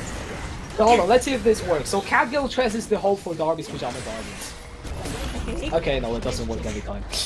I mean, it might work right now. Look at Honeycomb approaching that from the top lane with Charlotte, but I'm thinking it's okay. Maybe it does work. I mean, it worked on the Herald, so yeah. Catgirl. I mean, look at the energy from Catgirl Tress. She doesn't have that much, so it's always an issue. Yeah, I mean, it is just Darby controlling this entire side of the map though, so I'm not sure what Honeycomb is looking for here. Impale is going to be used on Catgirl Tress. While Growth itself to try and buy some more time. Keep your eye on Hell, but that Witch does not deal enough damage on for through the entire team, but Hell, as I said, the damage just isn't there. Darby Pajama Guardians find 2 kills now as Charlotte falls down to Catgirl Tress. And I feel like this team just needs so much time, I'm not sure if they're gonna get it. They don't seem like it, honestly. Like, they're just being shut down again and again and again by Darby. Like, Darby are just playing their game now. They're playing whatever game they want to play. They are relying on Catgirl Tress. They are relying on the Sabeda. They can do whatever they can. They want to get kills on Bay Island, but you will get one for yourself. In the meantime, Lioness and Iliadora shouldn't be underestimated either, both with 7 supportive assistances, which is always important. Look, Charlotte. Oh, Charlotte. No, yeah, wind becomes lightning, Catgirl Tress going forward. Exhaust is going to be dropped down, but I don't think that changes things at all. Catgirl Tress unstoppable, 5 is 0 and 6. Exactly. Now, Well, let's see, there's no fight in the top lane. Lioness might just fall down, Call of the Forge is going to be used. Knock-up found onto Gertrude the Pony. Catgirl Tress going in deep. Gertrude the Pony running in the dunk. Catgirl Tress takes maybe too many fire shots. One more is going to be fine. Honeycomb started the turret. Iliadora has to flash away. The Hellforce are solar. Elizabeth goes unstoppable. And somehow Catgirl Tress, no way! You cannot survive this. This is absolutely illegal. It's disgusting. Catgirl Tress just runs away. Did we just see the same? What was that? Catgirl Tress just... I mean, both Catgirl Tress, Lioness, honestly, once Iliadora used the ultimate, it's Solar Flare, you will think, okay, they cannot really chase because they didn't have minions on the tower or barely any minions, they are gonna get killed by the tower. She had 2 team members from the enemy team, Hell and Charlotte, coming up from behind, supposedly being in their own comfort zone on the tower, but suddenly, nothing happens. they get a kill from Davi, and Davi goes on as if nothing had happened. Like, okay, win, goodbye. We were here, and now we are not. Elizabeth also roaming really well. Whoa, so much intensity. I mean, this game is getting intense. However, it's also getting insanely one-sided. 6,500 gold advantage for the side of Darby's Pajama Guardians, and they are well on their way to claim their victory in the summer split as well, as it was in winter, as it was in the spring. And it looks like out of position. I mean, something magical needs to happen for them to really stop that team. Which is weird once again, because I think they are really strong teams, at least independently when it comes to each player's skills. I think both of them are really talented, really good on their game. So, and they've played together several times before this. So I'm not seeing what the problem is. I think it should be working better than it is working. But in the case, once again, I want to say every single player that is competing today, that we've seen today, are really, really skilled women, really skilled people that can bring some exposure to this sector that might not be so well known, you know. Yeah, I mean, I do agree with you here. It's, you know, even if the Derby are just dominating the scene, it is still always nice to see some sort of competition going on, especially, you know, seeing a dynasty being built. Okay, no, I'm not gonna go where the LEC casters are gonna go, but winning so many tournaments, building a name already. I mean, okay, I might be calling this game too early, but let's be honest, Derby are well on their way to establish themselves as the best women's League of Legends team. Let's see though this team fight now. You know, going in for that. It's a massive bonk for the Impale itself. Can't go trust on the turret. I think she might just go to the Lioness with a massive throw cap onto everyone. But Bay Island is out of mana. Elizabeth also kind of really hitting anyone. This team fight out of position, 2-4-1, and they are now on the chase. Bay Island, as I said, doesn't really have any mana here. Careful. Will they be able to escape? Okay, no flashes to follow through. 2-4-1 for out of position. A bit of a hiccup there with Arby's. Exactly, but at least they just have to give up one kill. Right when you were talking about Dynasty. I'm just constantly cursing left, right, and center today. You said it. I mean, you said, oh, can't go first. I know what you said exactly, but the thing is, it didn't work at the time. But then you said, Hell is their last hope, then Hell got killed. Now, you said it about God Goes First. It took a while for it to take place, for the curse to happen, but it ended up happening. So I know how you're doing it, but you did it really well, Kashka. I mean, at this point, I think we're just running into, you know, the inevitability of someone dying at some point in this game. I'm gonna be honest. I don't think I can get the claim for cursing specifically Cat Chess, but I don't think this fundamentally changes the state of the game. Yes, it's a shutdown. I'm not entirely sure who picked it up, but it is a bit more gold. That is now picked up by out of position, but this doesn't change the fact that Hell, only on the wit's end, nowhere near enough to be carried. It was Honeycomb, I think. Okay, I mean, you know, that's good. Getting that second item on Scanner will be nice. Yeah, but as you said, Ray, it doesn't change much now. These things are getting more difficult and more difficult for Art Position. Bolivar having been spotted, just having to run away. And what's next step? The dragon is not there. It's not going to be spawned until more than two minutes. So what are you doing exactly that? The Herald is already in place. It will be a good opportunity to take it.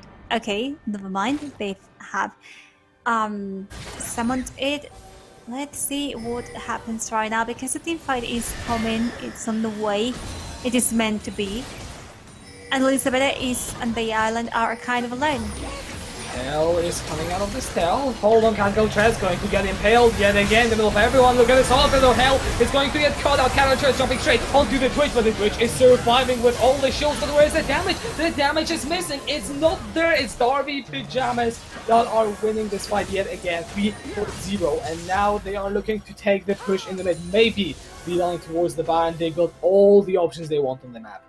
Exactly. The wave is a little bit delayed though, so might not be able to push as comfortably as they will want to. But hey, you've got the Baron right here. It's always nice to take it.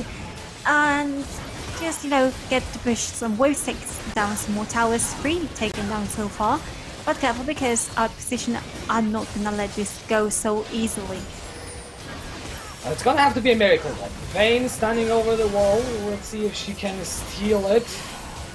Well, that cooldown is just gone. The E coming through. No way! No way! No way, Vayne! How do you do this? What was that? This should not be happening. Oh my gosh. Okay. I don't understand how this happened either. You had the Baron, It was you had the 17 HP vision. Baron. It was 17 HP. I remember the number flashing in front of my eyes. You had the vision. And now you've lost a very useful asset, and not only that, but the dragon might go to our physician's hands as well. While out of position are getting a very aggressive position here around this red buff. I mean, with the ban buff, it We doesn't are give not that again. many combat stats. You're still gonna be careful. Honeycomb is going to find this time until the Oracle. The Forge God is going to be someone who misses everyone. Yeah. Okay, I mean, this Baron is great, but I think when it comes to 5v5ing, I would still favor Darby, so out of position better be really careful here. Yeah, but Lioness doesn't have her ultimate anymore, which the That's entirety of other position does, so...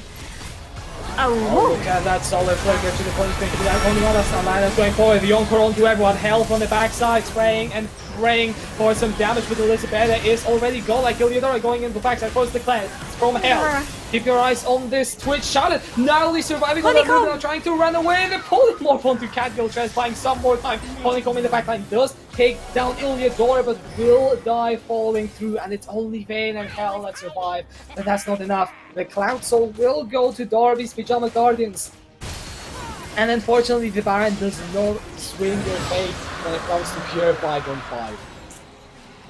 that hurt a lot for our position, that they had a team fight that seemed like it could work, but of course when you have a Leon on the enemy team, you always have to be careful about the solar flood timings.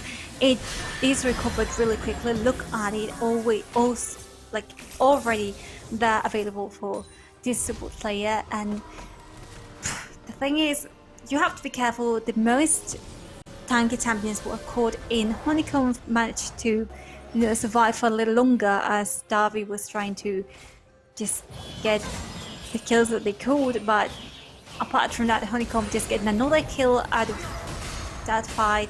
Nothing much going on for them. The gold lead gets even bigger, and that gap is going to be very difficult to jump over.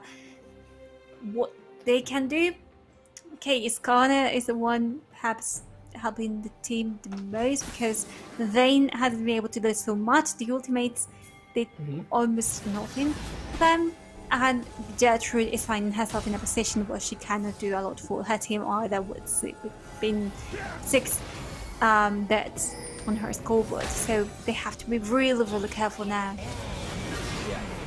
Well, talking about being careful, Honeycomb will need to try and run towards the turret. I still think Hell will need to be that carry. However, Vayne, 2 items, Demonic Embrace now picked up, so that Seraphine can deal some serious damage in the team fights to the tanks, and only after a long enough time. So maybe, if out of position can stall the team fight, they can find some sort of turnaround, but it is hard to believe. It is. It is very difficult, very complicated for them. The sustain that Darby is got at this point in time is just incredible. It allows Catgo Press to go down life quite a lot and then recover thanks to Gold Drink as well. And careful, another tower for them. Are the position trying to defend? Let's see if they can make it. There's going to be all 5 members of out of position sitting in around this top lane. However, Darby aren't going to go for a 5-on-5 fight. They are moving down towards mid lane, looking to maybe take down this tier 2. Honeycomb, I mean, she's gonna try and catch someone out in rotation. That's probably the best chance that out of position are gonna get. Yeah, but I mean, it's becoming more difficult down to the second. They're not having this time in this game. So they're fighting the same 21 kills, so 19 kills in advantage for Darby. I have to say, other position are holding their own relatively well, as in the game could be over for any of the team. with such an advantage from the enemies. But I think they are fighting, and that's what matters here. You know, keep on fighting, don't give up. Try and win the game if you can, and if not, you get that. You know, you didn't lose easily. You made it till the end, and you try to do your best. Yeah, but it is probably disheartening for those players since it's not the first time they find themselves in this position, and also against Derby's Pajama Guardians. And yeah, the game's not over. However, Baron up in 50 seconds, the Elder in 2 minutes 30. If Derby get both of those buffs, which currently I would assume they will, then I think they can finish the game quite easily. I think so too. They should be doing so. If they don't make it, that will mean that there is a problem within the team. But I think that's gonna happen unless the Baron gets stolen again, which was the case last time. But once more, we're seeing them just rotating towards the Baron pit, being followed closely by out of position, just getting the good vision around it so that the same thing doesn't happen. And let's see if this is actually a bait. Oh, it might have been a bait. Well, Honeycomb is running the hell out of there as fast as he came in, so at least it's good to see the Skarner zooming around. Now, not gonna get that extra movement speed as Cat Trez takes the shrine, looking for an engage onto Honeycomb. The flash over the wall, it is failed! Honeycomb is just left to die! Elizabeth is legendary, the encore is great through the team, but they lose the jungler. That's going to be the Baron. Unless Vayne can find the second one. It's gonna be a tough one. The Baron is going down extremely, down to 8,000. Vayne and the rest of out of position are moving in, but they're going to give it up. They're not going to contest it. It's not worth trying to lose, well, risking losing the fight and subsequently the game when you're in this position. And can't even contest with the tower, you know, like didn't have the like from out of position, they didn't have the minion waves to keep on pushing the tower, at least get that first one of the game for themselves, which means that Derby hasn't control of the map. They have the towers, they have the power, they've got the Baron, careful there. And cleanse from hell as the Solar Flare was dropped down by Iliadora. Iliadora takes about, you know, I don't know, a third of her health, but that is about it. The Baron buffed up recalls are coming through. Iliadora's one is interrupted. Okay, this Catkill just Linus and Iliadora are trying to run away. The Impaler from Honeycomb trying to get everyone in. Iliadora into the backside of the fight. Hell is still alive. 2 icon twitch. Is this maybe enough? Well, the damage is very little, but no one dies for out of position. That is all they need. However, the Elder up in 20 seconds. We're so close, and once again here out of position, not being able to do anything. They were trying to chase, but Derby with the mobility they've got incorporated in the camp position just were able to make it be faster than them. And once again meeting here at Dragon, who will take it, it's yet to be seen, but the team seem to want to take it. Oh, Honeycomb doesn't have smite, does not have flash. The Elder Dragon is started, it's down to 9,000, it's going down insanely fast. Bay Island, boots up the wall, that's it, that's going to be the Elder. There's no contest coming through. Hell is going to try with his friend Ray, but she's just a bit too late. The stun, it connects Hell, that's the flash over the wall. The Wild go to try and save her, but Elizabeth is legendary. That's the second kill of the fight already with the Elder buff. Derby Pajama Guardians could be on the victory lap. Flash forward onto Vayne. Vayne has to flash away. The Encore will miss. The Impale trying to buy some more time. Flash Solar Flare from Iliadora onto Vayne. And that is all they wrote. Gertrude the Pony is the only one alive. Can she... I don't know. Can she hold on? That's the big question, but I don't know. With the Elder buff, it's looking gloomy. Oh my gosh. That team fight was so flex, like, okay, let me show you how powerful my team is. And as we know, Derby doesn't play a run. Once they get the lead and once they get the towers, it's the end of the game for the enemy team. And it might be what they just try to do. They've got Baron if they want to go back quickly, but no, towers are calling them.